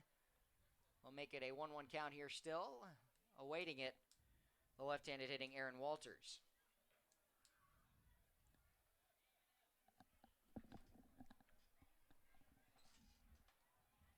Runner not going, slide step, ground ball to the left side.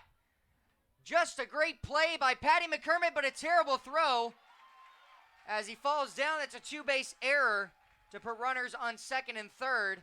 Patty McCormick had all the time to set his feet and throw, but he threw it wide of Ethan English. Can't make the play, and that's a very costly error to put Walters at second and Kobe Boulware over to third base. He threw it about 7 or 8 feet wide of Ethan English, and I think he was losing his footing. I think he was definitely on the way down when he threw that. I don't know that he expected to be. Just barely made the catch. Patty McCormick able to stop that one, but now it brings up Cody Huff, the RBI single in the first again, and the ground ball double play. We'll pause for a moment. Pitching coach Chris Beck out for a conversation with pitcher and catcher for the Chinooks.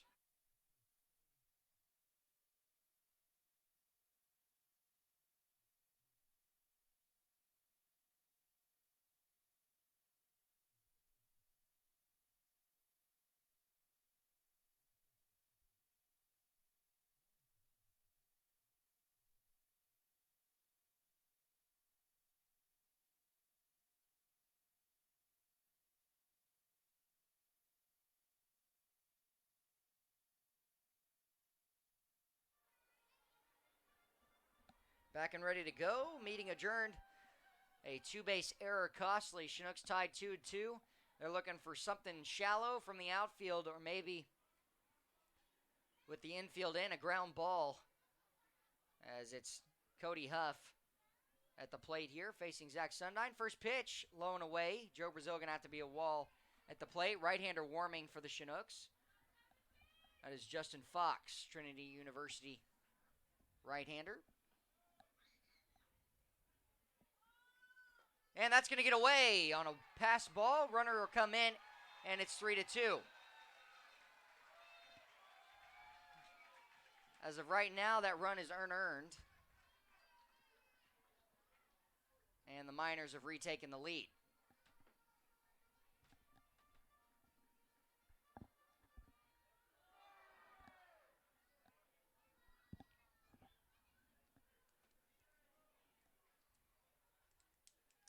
Good outing for the Miners fans, though. They've come out and supported their team.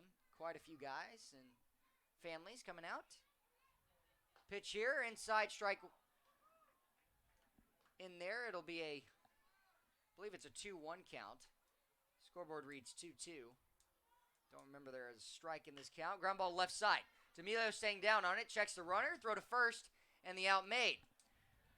And that is where the pass ball comes to cost you, especially with the error in the inning. Chinooks will have to play from behind. It's 3-2 with 3 innings left. But they got to get one more out here against Drew Williamson. 0 for 2 today. A fly out to left field and a ground out to second base. Both ending the inning.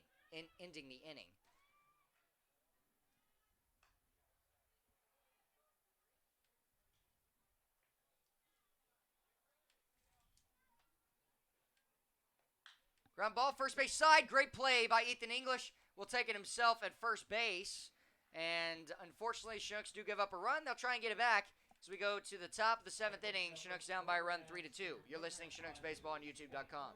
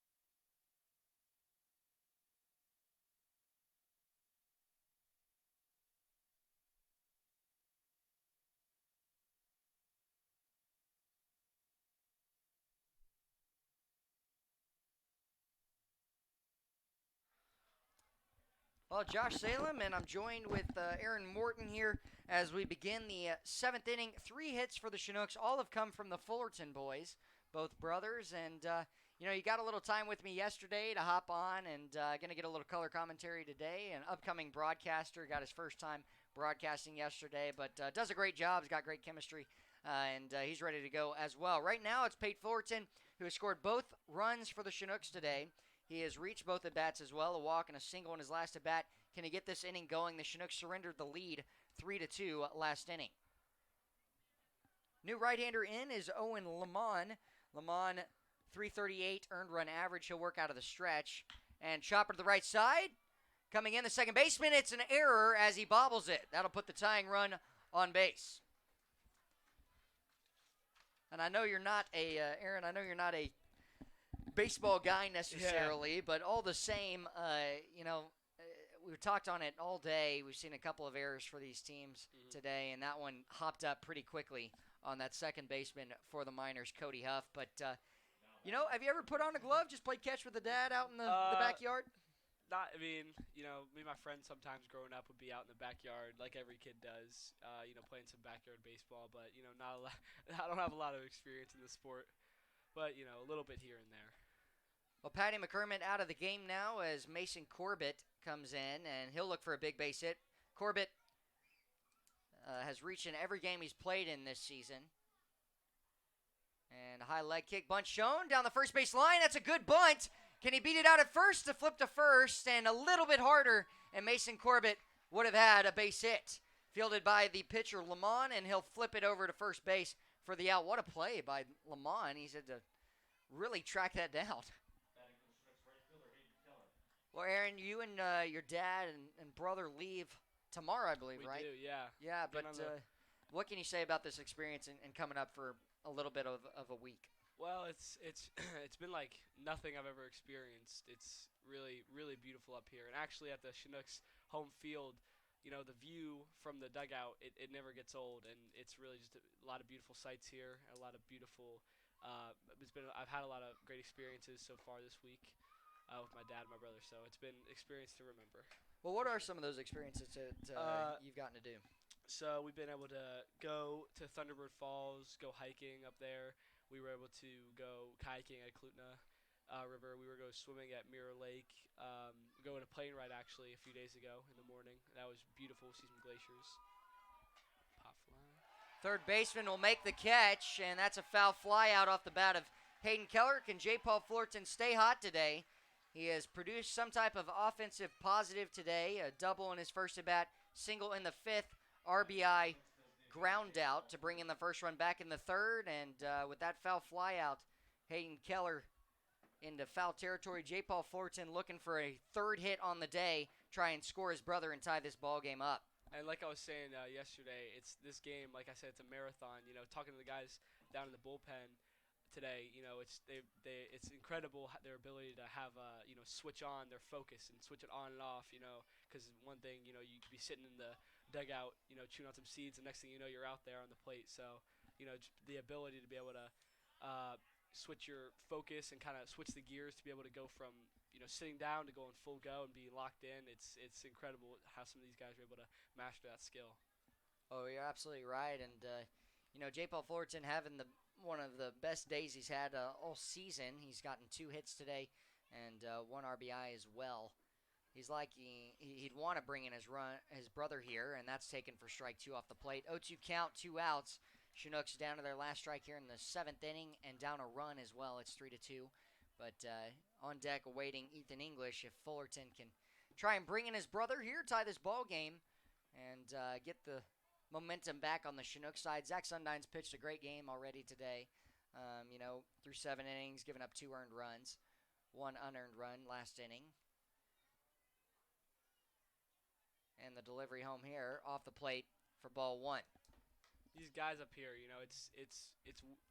it's pretty incredible their skill level. You look in the little program, it's these guys. Look at where they go to college. A lot of D1 athletes, a lot of probably future major leaguers. So it's cool to be up here and watch these guys play and do their work. Yeah, and get to hang out in the dugout with them and all that stuff. Build those relationships. Hit hard to right center. That's going to bring in a run. We've got a tie ball game as brother for brother, Fullerton, J. Paul Fullerton, the single to right field has tied this ball game at 3 apiece. As Pate Fullerton comes around, has scored all 3 runs today. And that is crazy to me because usually one guy is not going to score all 3 runs for a team. But that is huge for the Chinooks. Ethan English comes up next. And, you know, Ethan English 0 for 3 today. It would be crazy if he hit one out for his third home run and lead the team in home runs. He's tied currently with Hayden Keller. Let's see if he can put one over that left field wall and give the Chinooks their first lead of the ball game.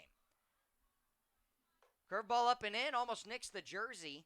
And, you know, speaking of hit by pitches, have you ever gotten hit by a fastball from I a haven't, baseball? but you know, I saw a pop fly go out in the stands over there. Everybody was scrambling for cover.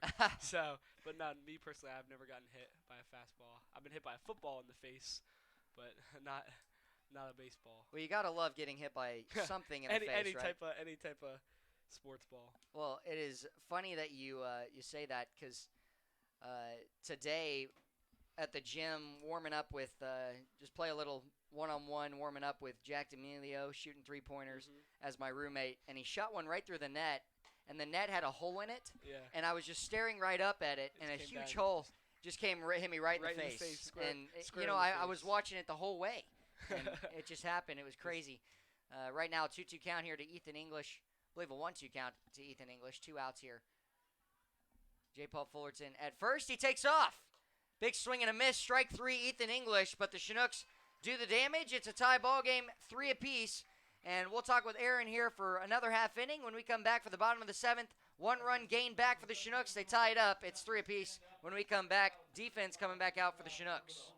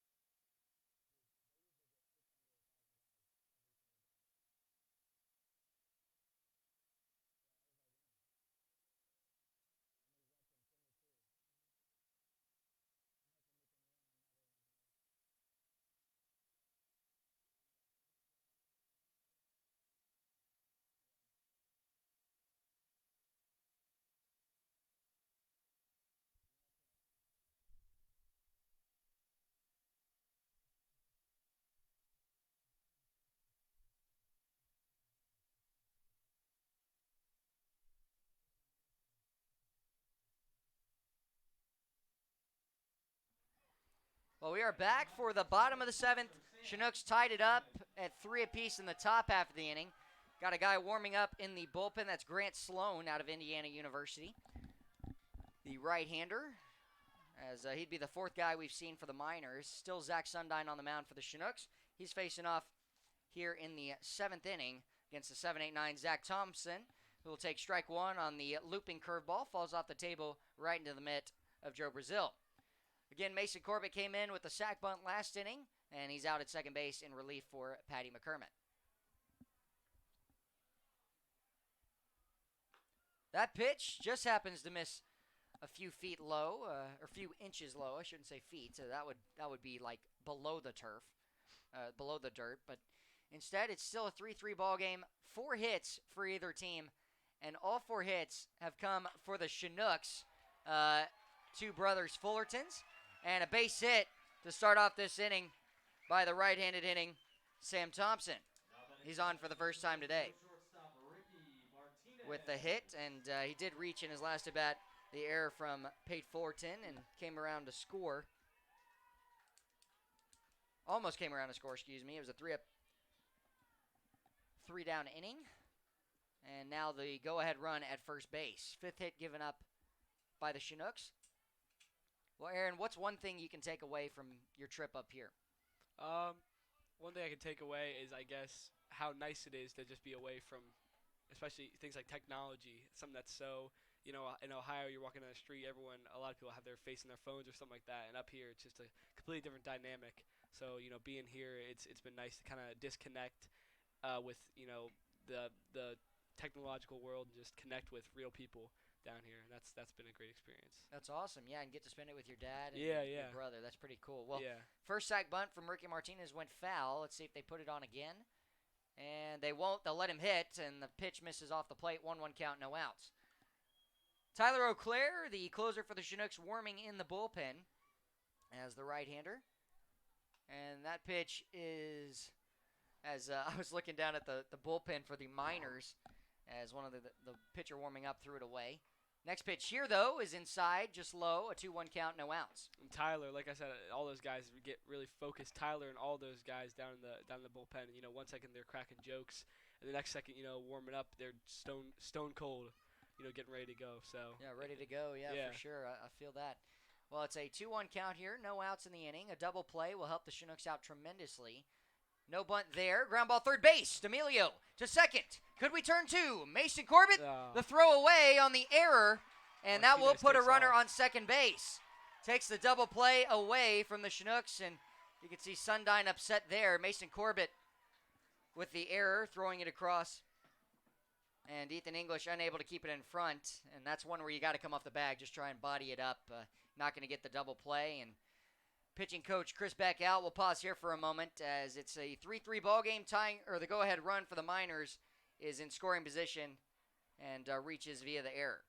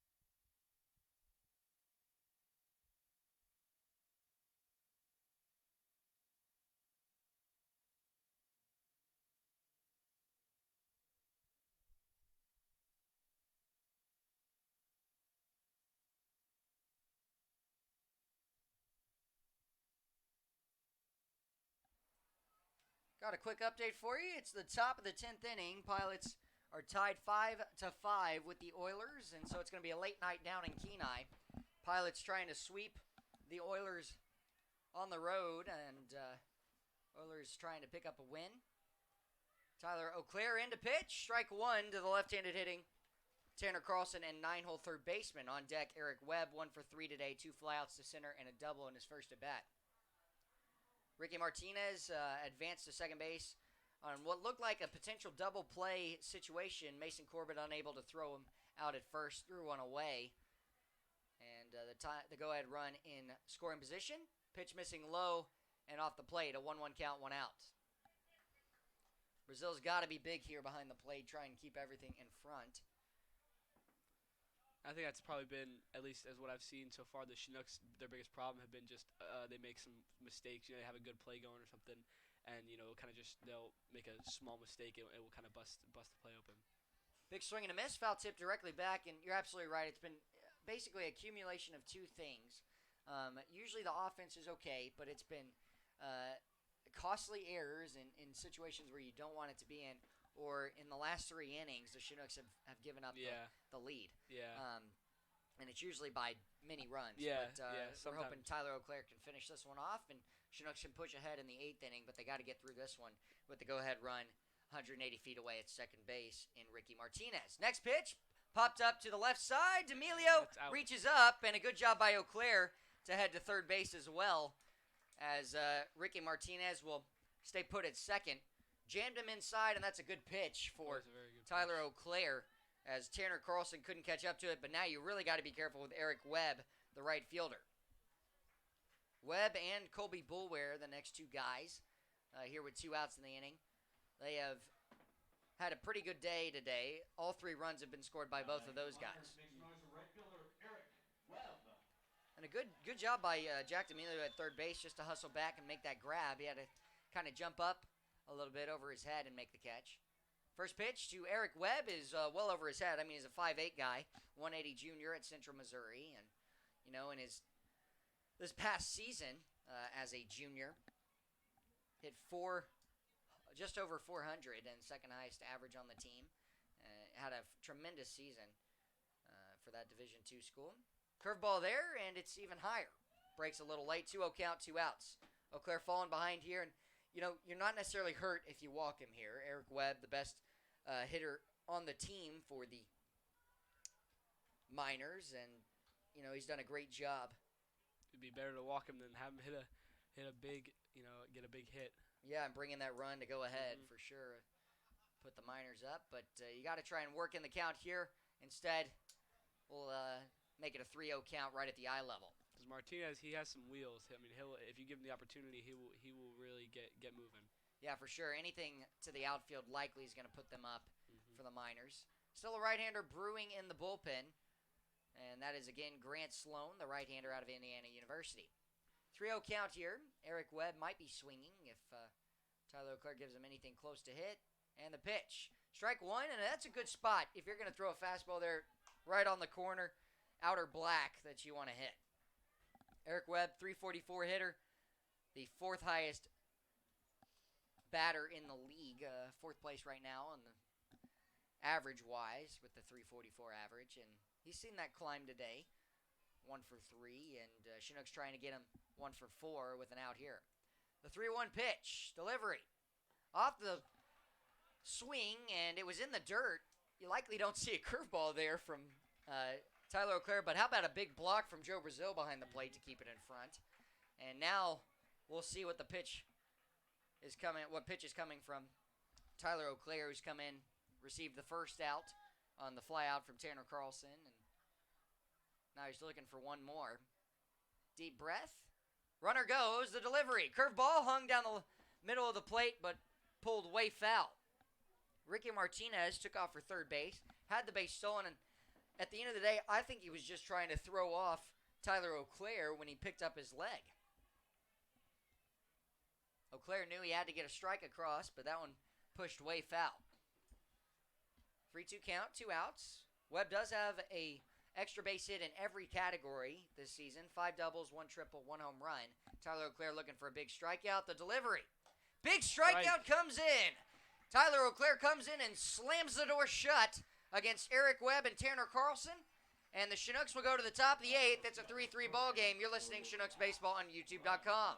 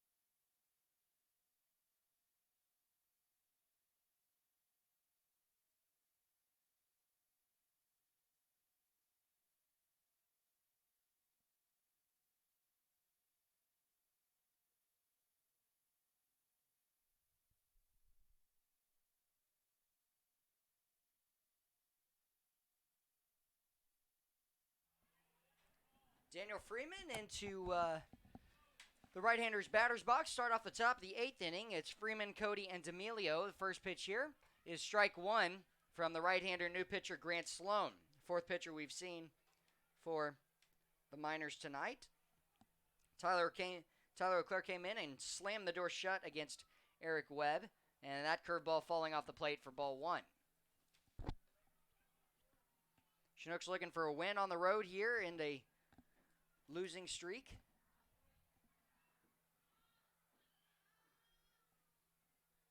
One pitch, big swing and a miss from Freeman. He'll have to choke up, put something in play here, try and start something for the Chinooks here in the 8th inning. They're trying to push ahead. It's a 3-3 ball game, and Freeman today, only offensive production was the walk. Upstairs and off the plate, a 2-2 count.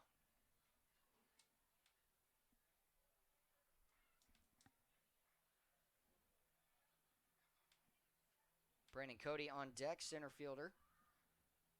Freeman's next pitch. Chops one to the left side. It's going to be fielded by the third baseman. Throw is high and in and out of the glove.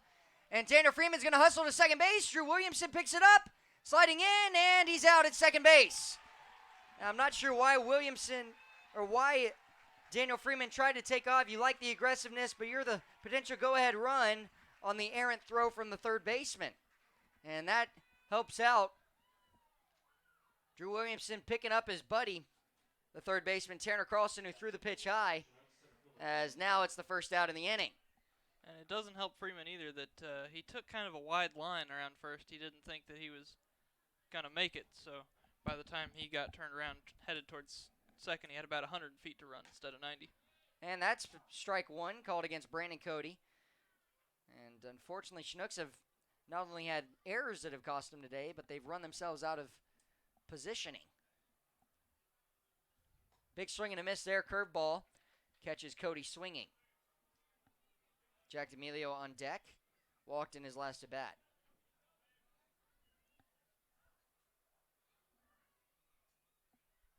0-2 count. The delivery. Well off the plate. And it's almost as if you see that pitch go by, you just take a swing, head down to first base. You may strike out, but all the same, you're getting a safe base. You're getting a safe base out of it. Big swing and a miss. Strikeout number 2 for Brandon Cody on the day. This time swinging. It brings up Jack D'Amelio. And Grant Sloan has done a great job.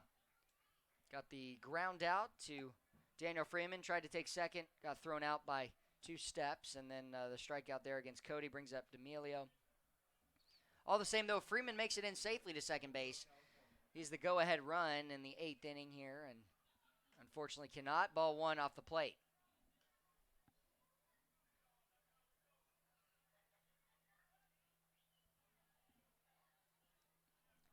D'Amelio looking for a base hit here to start a 2-out rally with Joe Brazil behind him.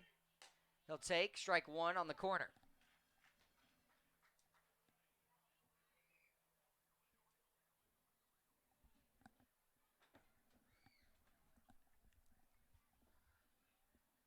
And that pitch fouled off as D'Amelio out in front on it. A 1-2 count. He'll have to battle with 2 strikes against him, try and put something in play.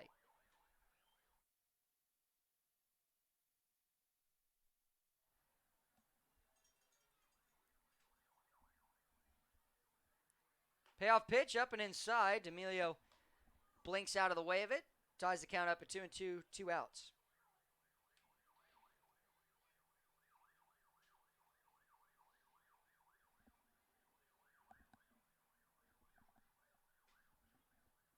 Delivery scooped up off the plate, and a full count will ensue from Grant Sloan to Jack D'Amelio. D'Amelio looking for a 7th hit of the season.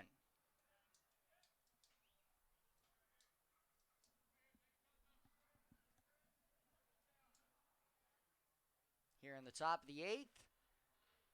And off the plate. And that pitch was probably well off the plate. And I think Brad Polk missed that one. Jack D'Amelio asking for an explanation, and he's not going to get it.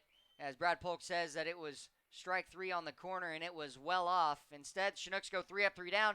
They're trying to get Tyler O'Clair to give him a good 3 up, 3 down inning for the bottom half as well as Jack D'Amelio strikes out a second time. The defense coming back out behind Eau Claire.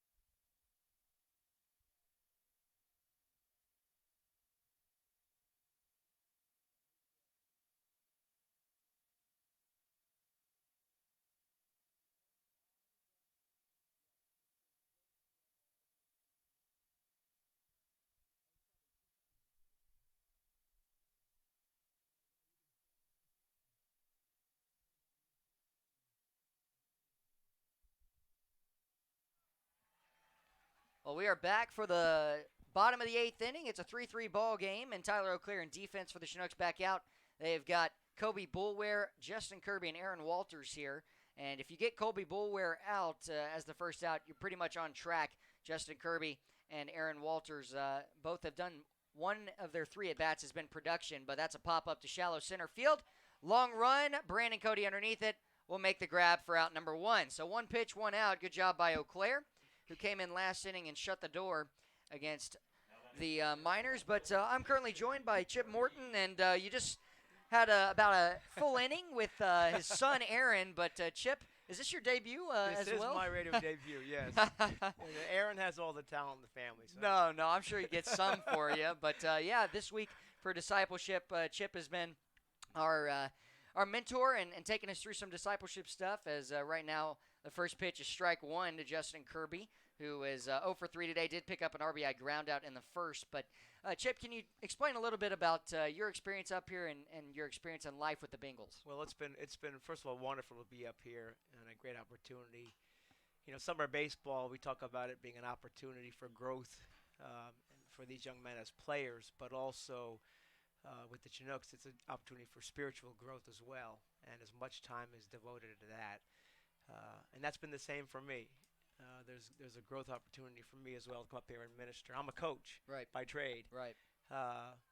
But it's a sinner saved by grace, and so the opportunity to pour into these young men my experiences and some of the how I've applied it in coaching, my faith with reaching athletes and mentoring athletes, sharing that with these players, so when they go back to their teams, they can be better teammates, better players, better men. Diving stop by Pate Fullerton. Can he make the play? What a play by the shortstop for the Chinooks. Pate Fullerton to rob a base hit from Justin Kirby. Would have given him his first single of the day, but he takes it away just like he did in the first inning from him. And Pate Fullerton, what a play by the shortstop for the Chinooks. Oh, my goodness. Chip, you want to chime in on that Pate's one? having a great night tonight. He's made quite a few plays out there. What a super guy also. Yeah, both him and his brother, Yes.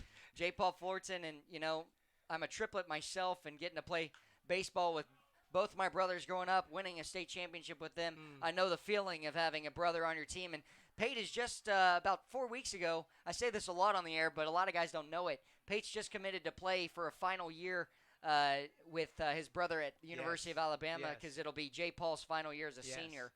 And so that's pretty cool. Inside, just missing to Aaron Walters, who has 1 for 3 today, reached by air in the 6th and the single back in the 4th. Has not scored, though. And, Chip, you were with the Bengals for a little bit. What's some of the cool experiences that you've had there? Well, just rebuilding that team, that franchise. They had struggled in the 90s, and when I came in with Marvin Lewis in 2003, and there was a lot of work to be done.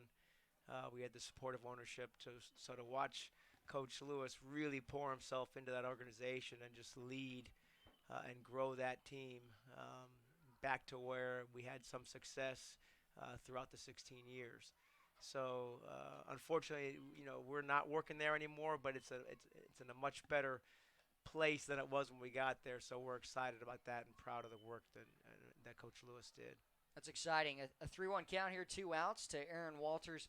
Eau Claire looking to come from behind here and try and get the count back on his side. The delivery hit hard right to Ethan English, and Walters tattooed it. But Ethan English on the back end, 3 up, 3 down. Go the Miners. We're going the distance to the 9th inning. When we come back, you'll hear again from Chip Morton and the Chinooks. Going to send their offense back out, try and take the lead in the top of the 9th. You're listening to Chinooks Baseball on the radio of YouTube.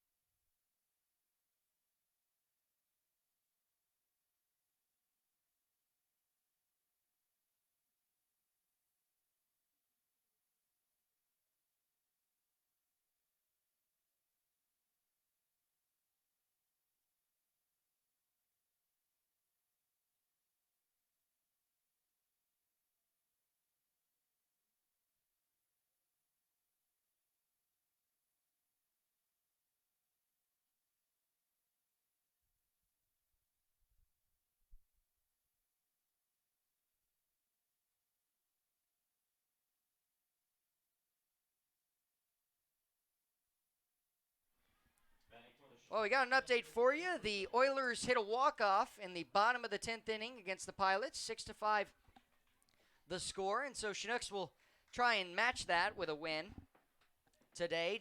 Joe Brazil to lead off here, and we'll take ball 1 just low from the right-hander Grant Sloan, who pitched last inning. What are some, I heard some of the experiences your son said were his favorites, but what are some experiences for you? Hit off the end of the bat, but lined right to the second baseman, and out number 1. Good swing from Joe Brazil as he's retired. Brings up Pate Fullerton. Let's see if he can get on for a 4th time today. He's got a walk, a single, and reach by air. Scored 2 of the 3 runs all 3 of the runs for the Chinooks today. I'd say some of the better memories really revolve around people and individuals. Throughout my career, I've been around some great players and really good men. Junior Seau, Ray Lewis come to mind. Just a lot of fun to be around exceptional athletes, ferocious players, great players. So most of the stories, some I can't talk about on the air, but it's always been never a dull moment. Never a dull moment in an NFL locker room, that's for sure. Well, that was a funny moment as well on the pitch that missed in the dirt. Mason Corbett, Texas A&M Aggie, actually came out, received the foul ball, and tossed it back to Brandon Birdsell, Texas A&M Aggie as well, in the dugout over there. It's pretty cool when you have those matchups where you're playing against your teammates. That's pretty awesome. Pitch called for strike 1, a 2-1 count here, 1 out to Pate Fullerton. He'd like to get on base here. He had a single back in the 5th and been pretty productive today, especially scoring all 3 runs. Right-hander warming in the pin for the Miners as the windup begins from Sloan again. And that one is pulled back in for strike 2. And, Thompson's done a great job behind the plate, really making those pitches look even closer than they actually are. Well, Chip, you've gotten experience in the sports world all over.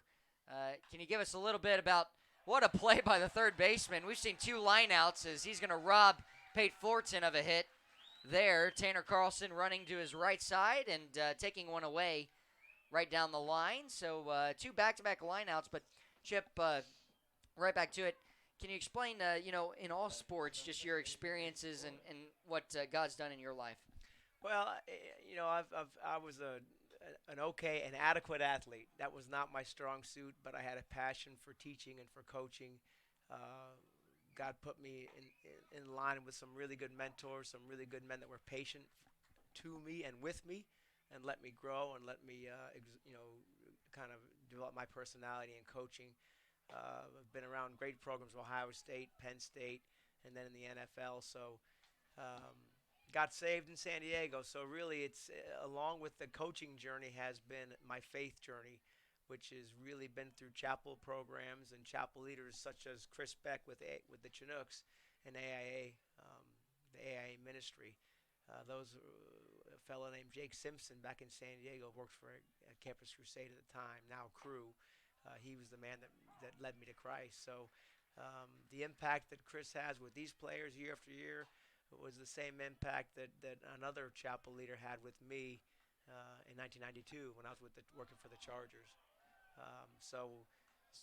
Certainly sports and my profession has been a way for me to make a living, support my family, but it's also been hugely important and pivotal in putting people in my life that reached me for Christ. Chop to the first base side, and it's going to be fielded by Williamson, trying to avoid the tag, but tag made to get Mason Corbett for his second at bat. 3 up, 3 down go the Chinooks. They'll try and force it to extras as we go to a 3-3 ball game to the bottom of the ninth, and the Miners will have up Cody Huff, Drew Williamson, and Sam Thompson to lead off the inning. We'll be back in a moment. You're listening to Chinooks Radio.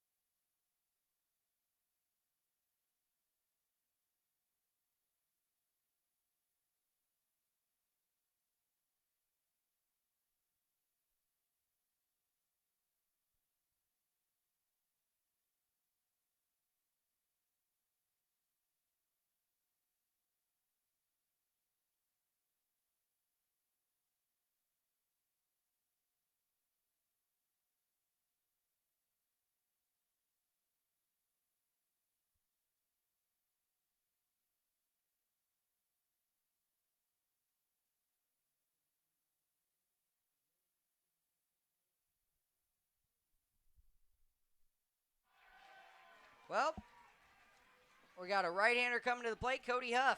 He is grounded into a double play, grounded out to third base, and the RBI single that he had back in the first. It's a 3-3 ball game. We're in the bottom of the ninth inning. Tyler O'Clair still pitching on the mound for the Chinooks. Strike one, enter third. Well, Tyler O'Clair is usually the number 4 guy in the rotation, but he is off and now becoming the closer, a 1-1 count here, no outs. So if he has to go into extras, he's okay with it. You want to see him try and go as long as he can. Chinooks got taken away with 2 lineouts last inning, one by Joe Brazil right to the second baseman, one robbed by the third baseman as well, and that pitch just missing low, a 2-1 count. I heard from Troy Hervey today. I was talking to him and Tyler this morning, and it sounds like Tyler was trying to make a start this weekend if he didn't have to throw too much tonight. Yeah. But we'll see after this. And he's got a 3-1 count here, working to Cody Huff. Can't afford to walk this guy. Drew Williamson up next, and would likely bunt him over with Sam Thompson and Ricky Martinez. We've seen one walk-off today already, the Oilers against the Pilots. And that pitch, same pitch that rung up Jack D'Amelio, and instead it's going to come as a walk. First walk issued by the Chinooks. All right, Miner fans, make some noise for your first baseman, Drew Pitcher Tyler Williamson. O'Clair.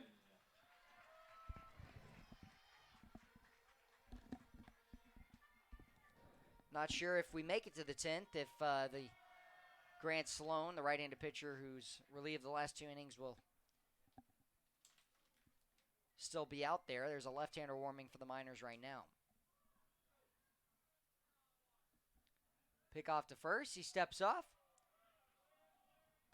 And a lot of fans chirping for a balk, as it's been, a few fans have cleared out, getting ready to go home.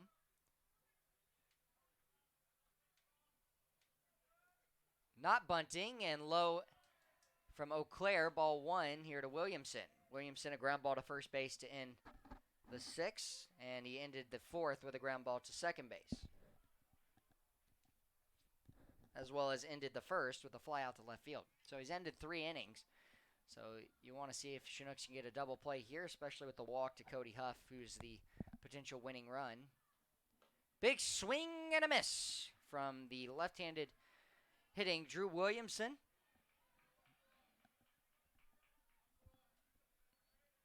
And Chinooks would want to ride Tyler O'Clair all the way through this. He's done a great job, but leadoff guy for a walk here in the 9th, bottom of the 9th inning, a 3-3 ball game. Runner not going. Delivery inside. And Brad Polk hesitated. Did a double take on the pitch and decided, nope, I'm going to call it a ball. And he looked back at the third base dugout and said, that's my bad. That's a very costly missed call there. 2-1 count, no outs. So O'Clair will have to try and get one in there here. He will. It's popped up, tailing away.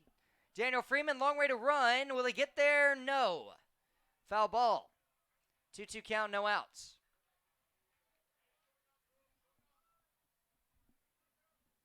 So basically, we're right back in the same position we would have been in, except for there's one more ball.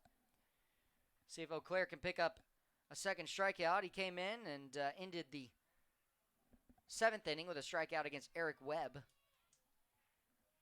Drew Williamson at the plate, runner at first. A double play will get 2 outs in the inning and really help out the Chinooks. Next pitch. Hit hard to left field, and Daniel Freeman right on it will make the grab. It looked like a double for sure off the bat of Williamson. That ball crushed, but instead it comes as a line out to left field, and 1 out in the inning. That's a big out for the Chinooks. There was definitely some backspin on that one. It took a hard cut to the left and played right into Daniel Freeman's hand there. There is a right-hander now getting up and ready to go in the bullpen for the Chinooks.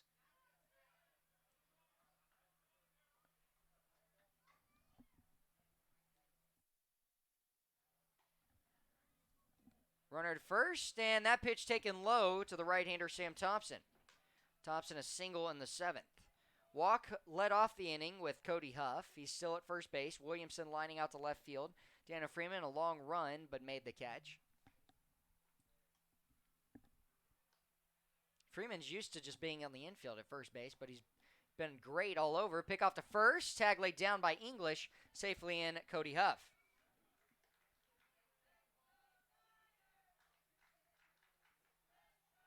Huff this season is 1 for 1 in stolen base attempts.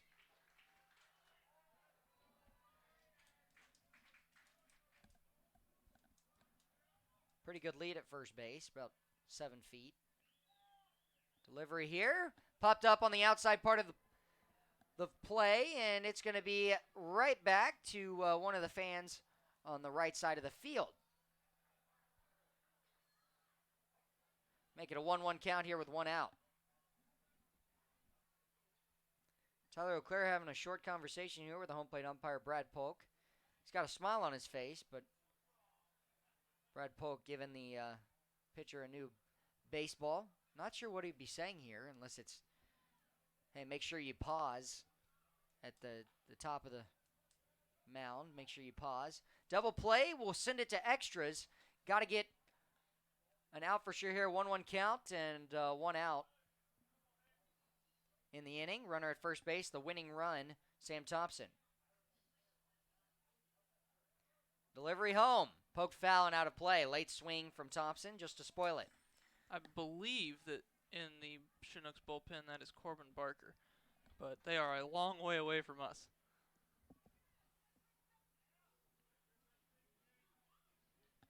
Yeah, I think you might be right, actually, Wyatt. At first, I thought it was Hannes Kindreich, but I think you're right. It's probably Wyatt Wewell. No, not Wyatt Wewell. Sorry, Corbin Barker. Curveball, and that's just somewhere going to miss on the inner part of the plate. Tried to go front door, and Thompson backed away. And Joe Brazil framing it on the inner half, and I guess it was a little bit too far inside.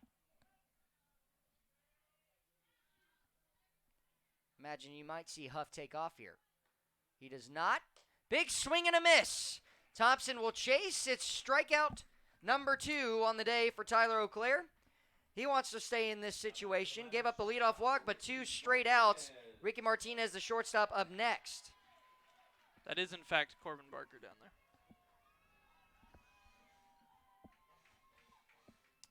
Well, you're absolutely right, because Sam Brace and Hannes Kindreich are standing right next to each other, guarding the Corbin Barker warming up. 2 outs, 0-0 count. Strike 1 on the corner. Good frame job by Joe Brazil. And that's the same pitch that maybe, I still think Jack D'Amelio's was a little farther out, but all the same, that was off the plate and framed well by Joe Brazil. 0-1 count, 2 outs. Huff not going, poked foul, and that fastball had a little more umph behind it. So Martinez down with 2 strikes here, and can we go to extras behind Tyler Auclair? Can he get one more strike? Send us into more innings as the Chinooks try to take the lead in the 10th. If we can get there, it'll be 2-3-4 up with Hayden Keller to lead it off. Huff not going. Delivery curveball. Chopped to the third base side. And coming over to grab it. And actually lets it break in front of him is Hannes Kindreich. I don't know if there are Chinooks fans on the third base side, but quite a few fans as well on that side. Miners have a good facility here. It is a packed ballpark tonight. Imagine it always is here at home. 0-2 pitch. Fastball missing away, and even then Joe Brazil at the it was probably pitched right at the head of Ricky Martinez. Moves it over to where it's right down the middle, but 1-2 count, 2 outs. Huff looking as if he's going to go here. Auclair's had a bigger leg kick the last few times. Not going, and the curveball in the dirt, and it's kept in front, but the wild pitch will make it a 2-2 count with a runner in scoring position. Base hit will likely win the ball game for the Miners now. Good down ball read by Cody Huff.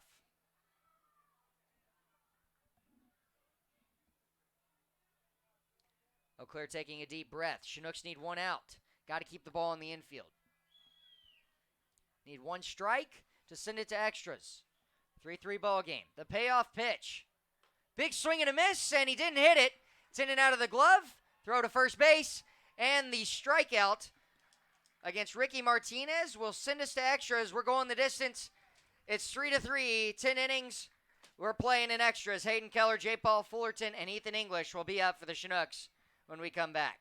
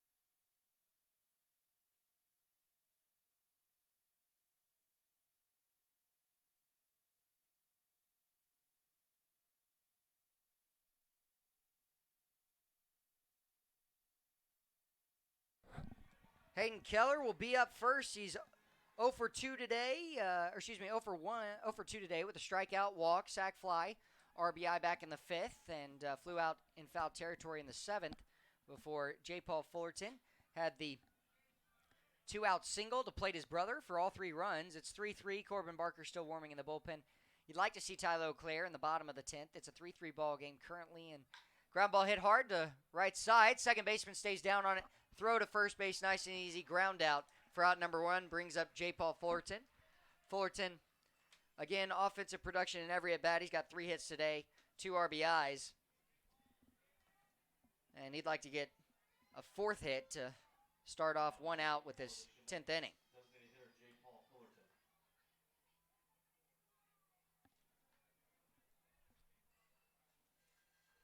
Lefty on lefty matchup here with Blake Payton. As it's a fastball thrown up. The last out made by Cody Huff. Right-hander warming in the bullpen as well for the Miners. This is now the 5th pitcher we've seen for the Miners today, Blake Payton.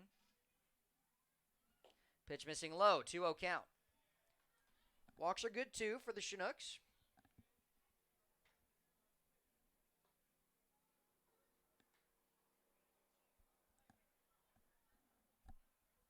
Ground ball hit to the right side, base hit for J. Paul Fullerton, and he's having a day. After being injured with that foul ball off his wrist, now J. Paul Fullerton is having a big day. He's 4 for 5. A double, single, or double and 3 singles with 2 RBIs. He serves as the go-ahead run with the game tied at 3 apiece. It would be something if the brothers Fullerton could score all the runs and win this ball game tonight. Well, and have all the hits. You know, J. Paul Fullerton has had 4 hits today and Pate Fullerton with 1. And now Jess Davis is going to come over to run. And Davis with the most stolen bases on the team for the Chinooks. He'll try and take off, but he's got a lefty-on-lefty matchup. If he goes first movement, you work with Drew Williamson at first base.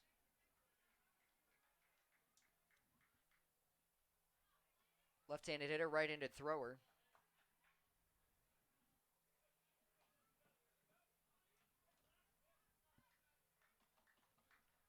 Sometimes you just have those days. And, you know, J. Paul Fullerton, the only guy this season who's gone 4 for 4. Pickoff attempt, Davis over safely. Davis, this season, he is 8 for 11 in stolen base attempts.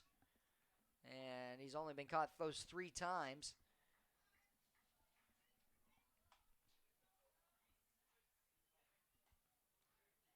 Pitcher coming set, delivery home.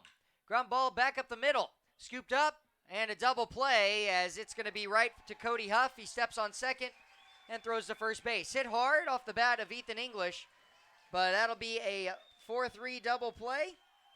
When we come back, Chinooks will send their defense back out for the bottom of the 10th inning, try and keep this game going. You're listening to Chinooks Baseball on YouTube.com.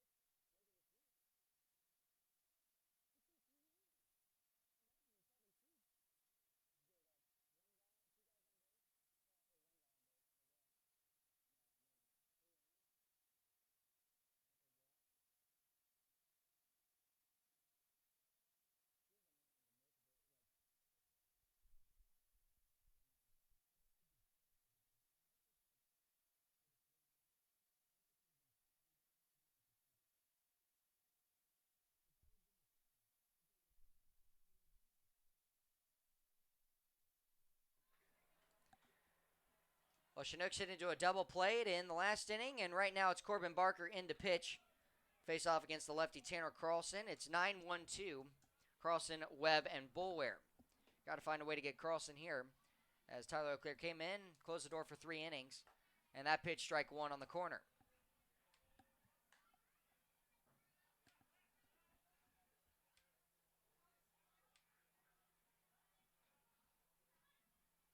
Correction, this is actually, yeah, it is Carlson, I believe.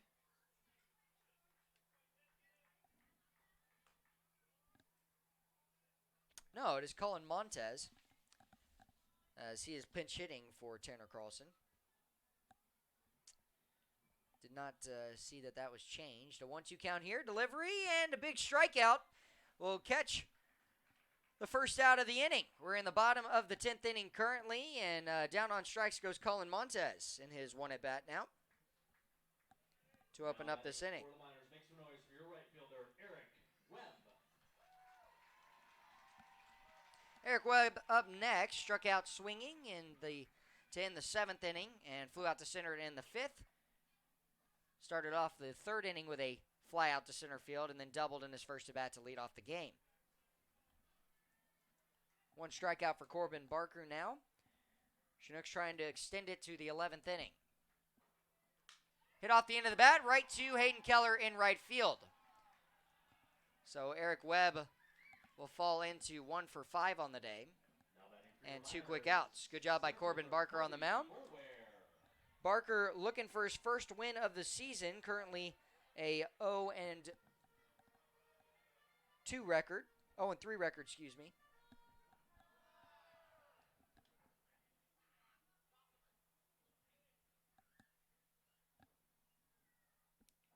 And the first pitch here is strike 1 to Kobe Boulware. Boulware today, 2 walks. That is how he has reached of the 0 for 2 on the other end. Fly out to center and a ground out to shortstop. The 0-1 pitch. Scooped up on the 1-hopper to Joe Brazil. Can't harp enough on how great Tyler O'Clair did, though. Came in with potential winning run multiple times on base and just closed the door. Capped foul. Late swing just to get a piece of it by Kobe Boulware, and he actually foul-tipped it midway into the left-hander's batter's box, and it ricocheted to the back. Justin Kirby on deck.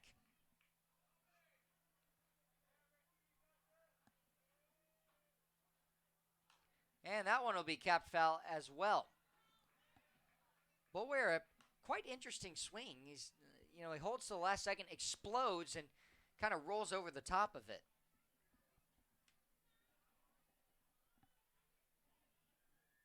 1-2 pitch, payoff for Barker. Big swing and a miss, and a good job by Corbin Barker to come in, get 2 strikeouts and 3 up, 3 down against the Miners. When we come back, we're going to the top of the 11th, 5, 6, 7 up with Freeman Cody and D'Amelio trying to take the lead for the Chinooks.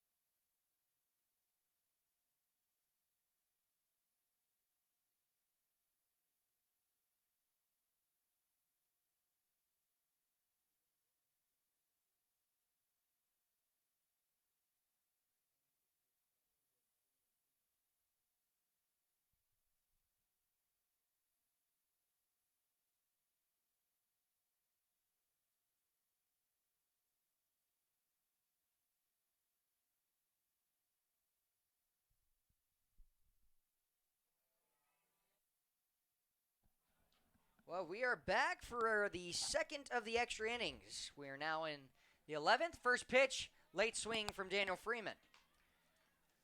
Corbin Barker came in and closed the door with 3 straight outs against the Miners, and that pitch missing low from Blake Payton, the left-hander out of Arizona University. Freeman reached via the error in the 8th, but then was thrown out trying to take second.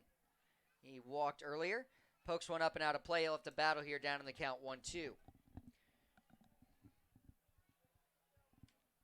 Again, the Oilers picked up a walk-off win for their 8th win of the season earlier. Pops it up and good pitch to Spoil. Tried to go inside. That final score was 6-5 in the 10th inning.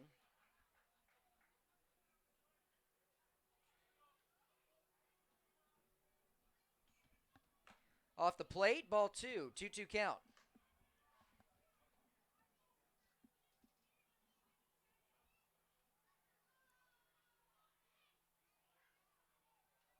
Payoff pitch with a 2-2 count, no outs, trying to get the leadoff guy on.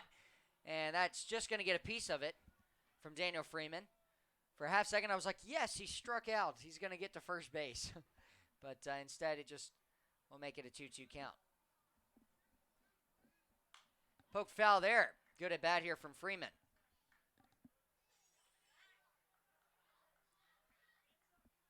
Bucks lead the league at 16-7. The Matsu Miners 13-8. Pilots 13-10. That pitch missing inside, full count. Peninsula Oilers picked up their 8th win. They're 8-16, and the Chinooks 6-15 right now. They're trying to make it 7-15. Pick up a win. Capped foul. Went inside. Right back towards the pitching coach for the Chinooks, Troy Hervey.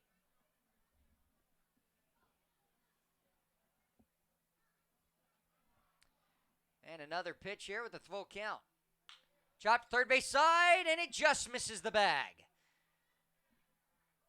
That almost hit the bag. Yeah, Ryan Gill, third base umpire, was ready to call it fair, but it happened to just miss. It almost hopped back to hitting the bag. It was foul for the beginning of it, and it almost nicked the bag, and there's no way the third baseman, Montez, was going to be grabbing that.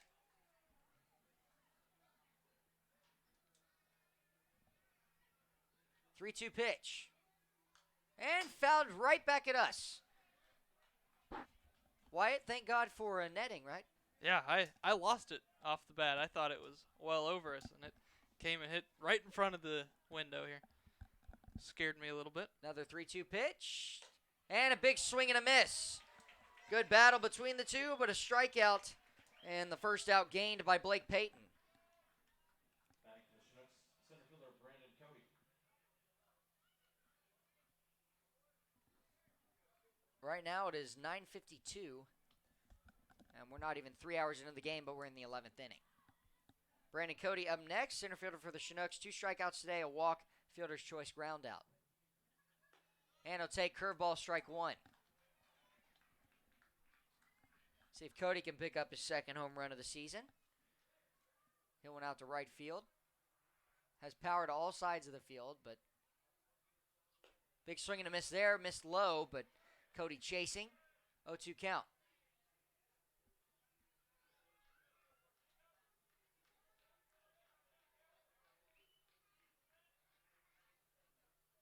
Wind up and pitch. Foul tipped it all the way to the backstop. No, there are a few Chinooks fans here in attendance. The Bartow family, in charge of the boosters. If you tuned in a few games ago, you heard from him. 0-2 count, 1 out. Copper right to second base. It's going to be flipped up, throw to first, and going to catch Brandon Cody by a step. Good play by Cody Huff. 2 outs in the inning brings up Jack D'Amelio, third baseman for the Chinooks. 5th time around. 1 walk today, ground out double play in the second, and 2 strikeouts looking in his last 2 at-bats.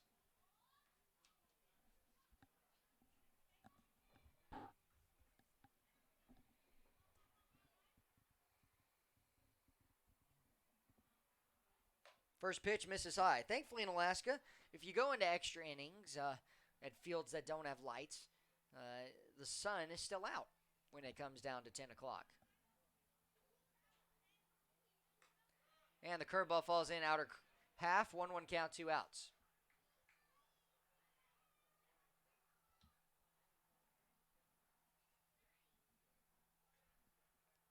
Wind up here from Peyton, but he'll be stepping off and tried to quick pitch Jack D'Amelio. And the continual here with a 1-1 count. That hit the bottom half of the strike zone. Definitely missed low, but all the same, D'Amelio down for the third straight, having to go back and count them all. Fourth straight inning in a row for the Chinooks. Need to send it to the 12th if they can. As D'Amelio flies out, he'll have to get his glove and head back to third base as Corbin Barker comes back out for the bottom of the 11th inning. You're listening to Chinooks Baseball on YouTube.com.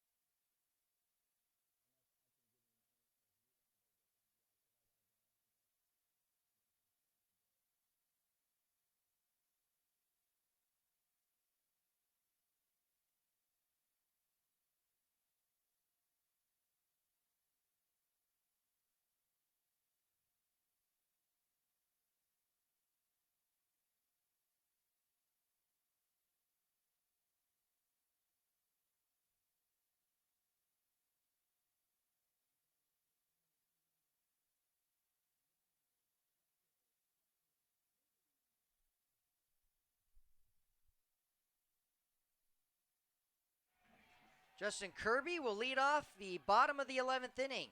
Chinooks have gone 3 up, 3 down the last 4 innings in a row offensively. They're trying to build it up in the 12th and get some offensive production going. But they've got to get there. It's Corbin Barker went 3 up, 3 down with 2 strikeouts and a fly out to right field in the 10th. He'll face Justin Kirby here to start off this inning. Strike 1, enter third.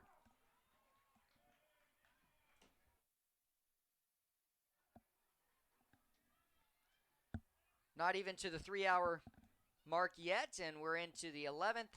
Big swing and a miss way out in front. Justin Kirby today, RBI ground out, but technically 0 for 4 on the day. And he'll take that one off the plate. Did not chase at it. It'll be 1-2 count.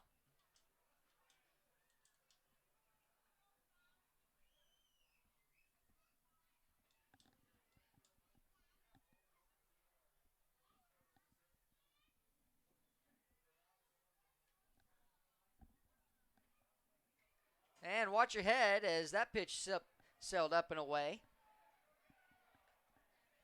Kirby will duck.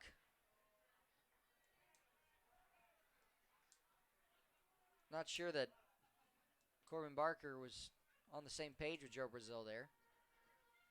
I think Brazil was called a curveball, and he got a fastball instead upstairs. 2-2 count, no outs. Pitcher warming in the bullpen, Brian Cardone out of Trinity University. 5 hits for either team, 3 errors for the Chinooks, 2 for the Miners.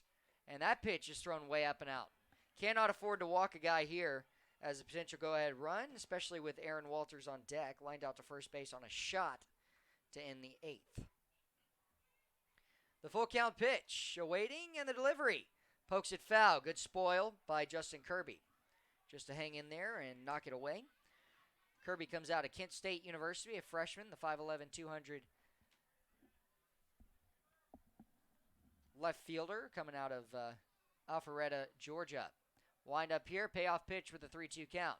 Ball 4, and Corbin Barker will walk the potential winning run of Justin Kirby. Batting for the Miners, make some noise for your designated hitter, Aaron Walters. Brian Cardone is getting loose. Not sure when he'll be ready or if they'll want to use him yet. Well, we'll see what Aaron Walters does here. He's getting signed from the head coach in the first base dugout, which is Tyler LeBrun. No outs. The go-ahead winning run here in the bottom of the 11th is at first base. Time granted to the left-hander Walters. Double play will help the Chinooks tremendously. Can they get one? But we'll see if Walters tries to lay down a sac bunt. Pick off to first, and safely sliding in is Justin Kirby.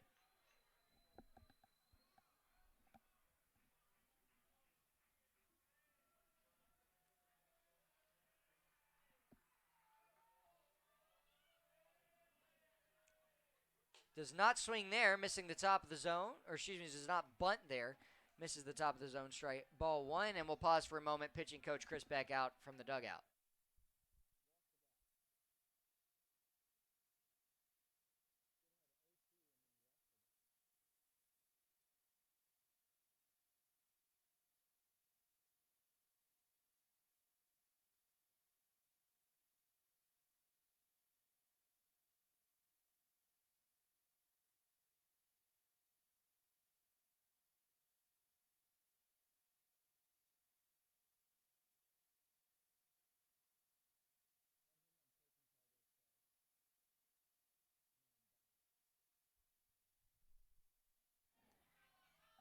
Right now, if I am Aaron Walters, I'm taking until I get a strike, and then I'm bunting to move the runner up. 1-0 count, delivery. Big swing and a miss, and he thought otherwise. He got a strike. Coach LeBrun telling the left-hander Walters, great hack, that a boy. So maybe they want him to hit away here. Double play will help the Chinooks and get runners off the base paths. Barker's delivery, strike 2 on the corner.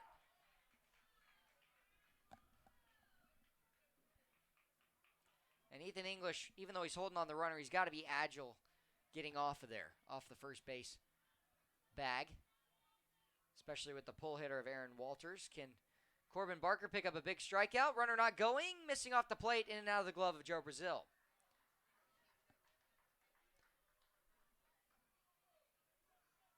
Chinooks main catcher J. Paul Fullerton hit in the designated hitter spot, and unfortunately, if something happens to Brazil, they cannot get him in. Curveball hung over the middle of the plate, right back to the bullpen. Let's just hope that that doesn't happen.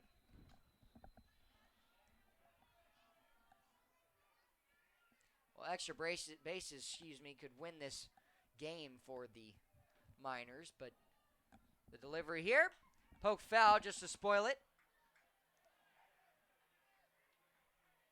Hannes Kindreich makes the play in the bullpen to protect the back of J. Paul. I don't think J. Paul had too much confidence in him, though. Yeah, he was moving out of the way quickly. I think Hannes was saying, watch out, watch out, watch out, and then he caught it just to freak him out. 2-2 count, no outs. Short lead at first base by Justin Kirby. Not going, delivery, pokes it hard to left field. Daniel Freeman twists it up, will make the grab, and a great play just to stick with it by Daniel Freeman. That's the second time we've seen the ball hit hard by Aaron Walters that he's been robbed of a hit. Brings up Cody Huff, the second baseman, walked in the 9th inning to lead off the inning and never moved further up than second base. Still double play could end it here. Cody Huff today, 1 for 3 with a walk. Barker will step off, reset. The Miners fans are starting to get into it. They've got chants for Huff going on down below us. Bottom of the 11th inning. And Brazil out for a conversation with Corbin Barker. Not sure what the mix-up was. Barker had to step off multiple times, and Brad Polk, the home plate umpire, was already walking out quickly to break it up. He understands that this has been a long game in the 11th inning, but I mean, most games last 3 hours. We're just hitting that mark, just over that mark at 3 hours and 5 minutes. Pitch here is strike one, top of the zone. Drew Williamson on deck, the first baseman. I think it helps that Daniel Freeman in left field is left-handed. On that, especially on that one, it crossed him up a little, but he's able to make the catch easily. 0-1 count, 1 out. Runner not going. Delivery poked up and out of play. Foul.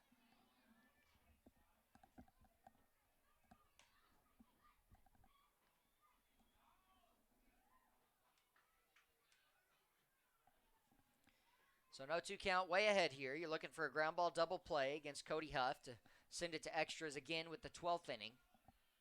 Chinooks have played a 14-inning game. That was the home opener for the Chinooks at Lee Jordan Field against the Pilots, and lost that game. Throw down to first, and the no tag laid down. Joe Brazil had scooped it up off the plate, and Justin Kirby slid back in safely. Just stared at Brazil for a half second, and then saw the throw, and it was a little wide. Perfect throw, he's out for sure. 1-2 count, first pitch of a ball missing off the plate. Parker coming set. And that's going to hit him in the upper arm as the fastball runs high. And that is unfortunate for the Chinooks. Can't have that happen. Double play still in order, but it brings up the big hitting Drew Williamson. Especially when you're up in the count 0-2, then you give up a walk to Justin Kirby, and you're able to get the hard line out to left field, but now you hit a guy. Barker struggling here. He's going to have to beat Drew Williamson, try and get him into a double play. Bullpen is signaling that Cardone is ready to come into the game if they need him. We'll see what the pitching coaches want to do here. First pitch to Williamson, inside fastball, swing and a miss. I think you try and live there, though. Middle infield of Pate Fullerton and Mason Corbett are in double play depth. Big lead at first base. But Huff does not necessarily matter.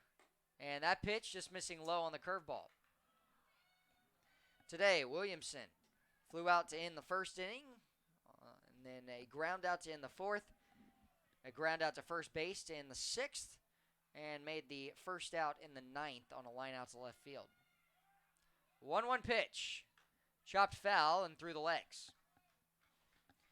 1-2. As you said, Josh, Huff doesn't matter at first base. His run is moot point here, but he's getting about a third of the way to second base. And if they could backpick him, that's a big out. It is, but also you don't want to risk throwing a ball away for a walk-off error, especially at this field. The infield pretty choppy. Payoff pitch. Ground ball to second base. Can he get two? Flip to second. The throw on the back into first. Stand the stretch. He's out at first base. Double play will send it to the 12th on the ground ball to Mason Corbett. Flip to Pate Fullerton and Ethan English with the split stretch on the third double play for the Chinooks today. We're going to the 12th inning. We'll be back in a moment. You're listening to Chinooks Baseball.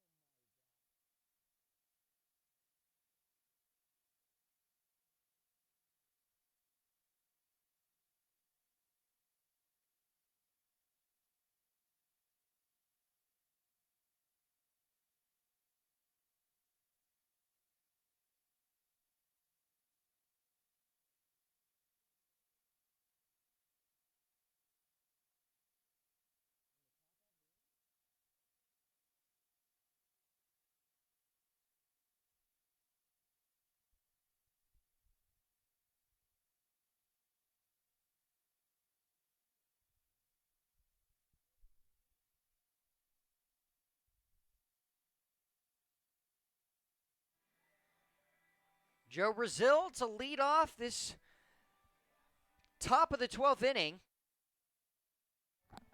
as it's 8-9-1.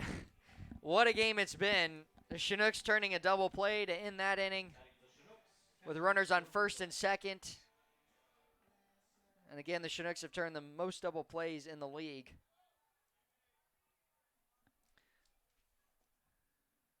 Big swing and a miss. Brazil chasing way out. And Silas Drayton, the first base umpire, had to go to the restroom. He's just waiting over here by the Miners dugout. And that pitch taken. It'll be a 1-1 count, no outs. Chip, the Ryan Gill, the third base umpire, moves over to first base. So we got a two-man crew for half inning. And Brazil swinging through that pitch.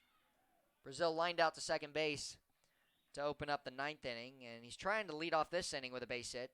Today it's been the Fullerton brothers, and only one Fullerton brothers left in the game right now, who have scored all the runs for the Chinooks and all the hits.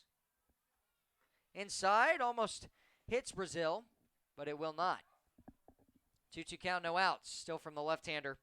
Blake Payton, no one warming in the bullpen for the Miners. Imagine we will see Brian Cardone for the bottom half of this inning. Corbin Barker did a great job, came in, and only gave up a few runners on base. That pitch fouled back. It was the walk and hit by pitch last inning, but the ground ball double play from Mason Corbett to Fullerton to first base for the 4-6-3 double play.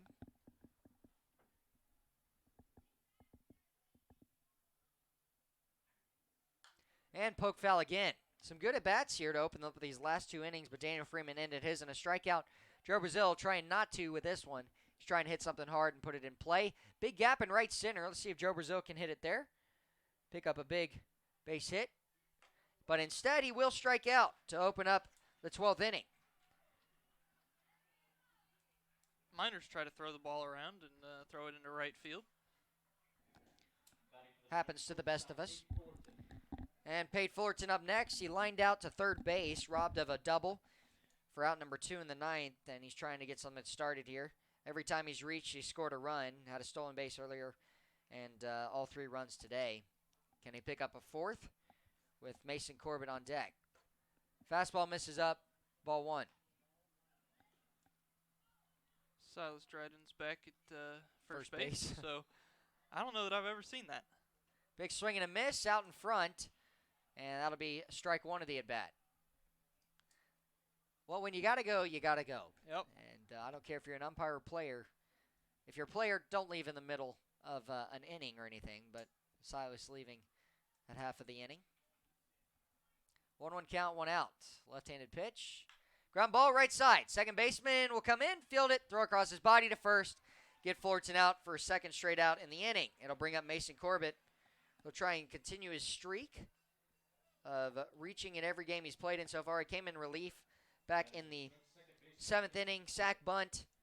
Didn't count as an at-bat, and then run scored in that before he grounded out to first base for the 3rd out of the 9th. He'll try and get things going here with 2 outs for the Chinooks. Maybe take one low and inside for ball 1. Cardone still warming in the bullpen for the Chinooks. The 1-0 pitch.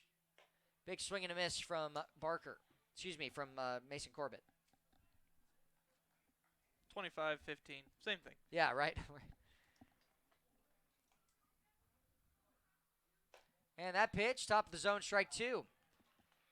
Keller waits on deck. You'd like to have somebody on base here. 1-2 count, 2 outs. I was going to say on the last pitch, I'd like to see Corbett try and lay down a bunt the third base side. Third baseman playing way back. Upstairs, and home plate umpire will call strike 3. But I'm going to have to agree with Corbett, who's having words with Brad Polk. That was definitely a ball. Missed up. And so that will be strike 3 against Corbett. And when we come back, we're going to the bottom of the 12th inning. The Chinooks defense coming back out with Brian Cardone on the mound.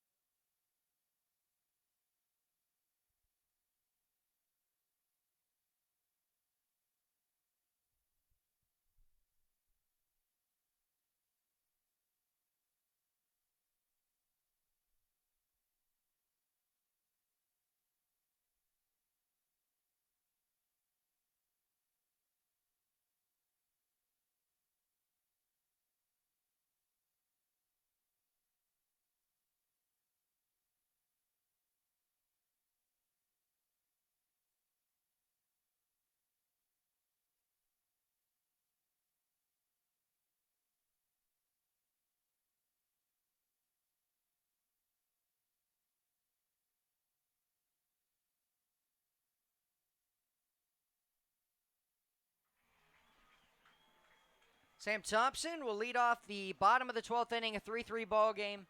And Brian Cardone into pitch. Cardone, second highest ERA at 9.31 this season. He's given up 5 extra base hits, 3 doubles, and 2 triples, but an 0-1 record this season, 1 save. He's looking for a win tonight. If he can pitch these next 2 innings, Chinooks move ahead in the top of the 13th, but right now it's still a 3-3 ball game.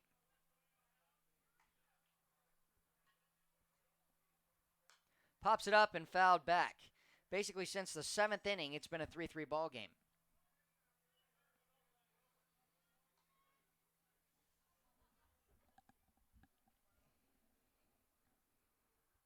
Couple more hours of daylight, though, this close to the solstice.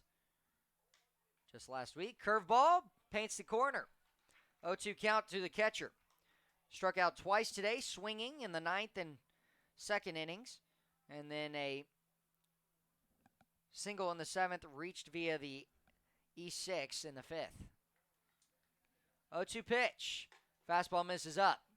Good spoil for Brian Cardone, the Trinity University right-hander. Shadows are definitely starting to drag across the field here, but we've got plenty of time, this being Alaska, to get this game in. Hannes Kindreich warming in the bullpen for the Chinooks. 1-2 pitch, swing and a miss. Strike 3. Good block by Joe Brazil. Will throw down to first, and the out made. Brian Cardone picking up a big strikeout, brings up the 8-hole Ricky Martinez and shortstop, who struck out swinging to end the 9th. With a runner in scoring position, the go-ahead runner at second base. Now no one on, 1 out.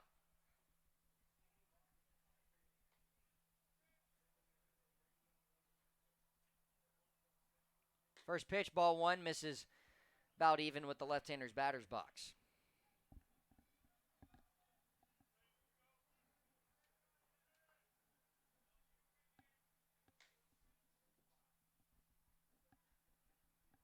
The 1-0 pitch, poked into shallow center field and out of reach of Mason Corbett.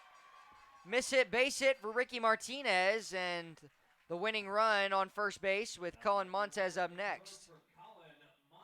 Montez struck out swinging to open up the 10th inning. Just the 6th hit of the day for the Miners versus the 5 for the Chinooks. And Kindreich, warming in the bullpen, just threw a pitch all the way down to the down to the third base dugout. Trevor Cho had to come retrieve it. Double play, just like last inning, would send it into another extra inning. Delivery home, first pitch, missing off the plate, ball 1. And that is closer to being a strike than the pitch that struck out Mason Corbett, but all the same, it is the first ball here. Martinez with speed. Delivery home. In the dirt. Popped up. And Brazil can't find it. Ricky Martinez is heading to third base. Throw to third. Will he be out? It's going to skip away on a 2-base stolen base. And now the winning run is at third. Ricky Martinez moved all the way to second. Joe Brazil couldn't find it. That's a wild pitch. And the infield going to have to come in here. Here in the bottom of the 12th inning. Pate Fullerton currently back at shortstop. I think you have to bring him in. There we go. Colin Montez at the plate right now. Eric Webb on deck. Can you get Montez to strike out again?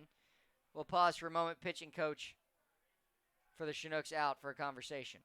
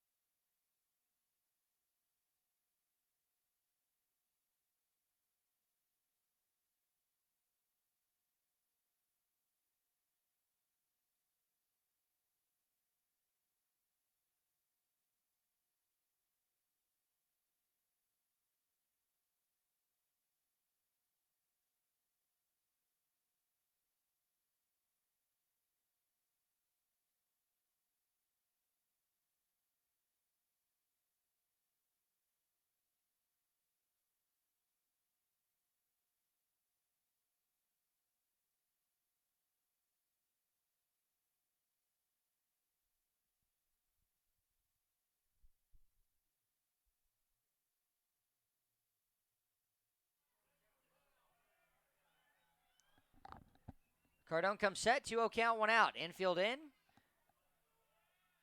And that's in the dirt. Good block by Brazil.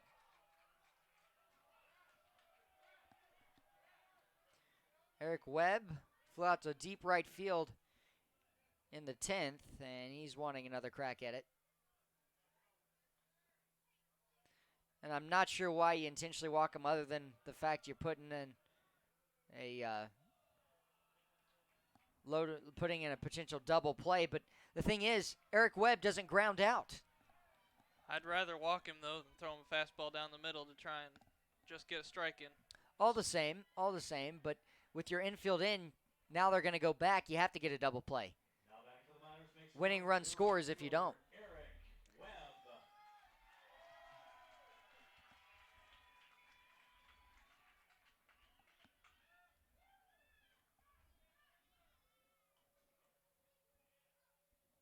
First pitch to Webb, bunting, it's thrown to the backstop. Chinooks lose as Brian Cardone will throw a wild pitch all the way to the backstop, and the Chinooks drop it 4-3 in the bottom of the 12th as Ricky Martinez singles with one out to center field, comes around to score, and the Chinooks unfortunately fall to 6-16 and 2 games behind the 4th place Peninsula Oilers. Tune in tomorrow. The Chinooks will be in Anchorage at 7:10 start time against the Pilots. Josh Salem here with Wyatt Wewell. Thank you so much for listening. We'll see you tomorrow.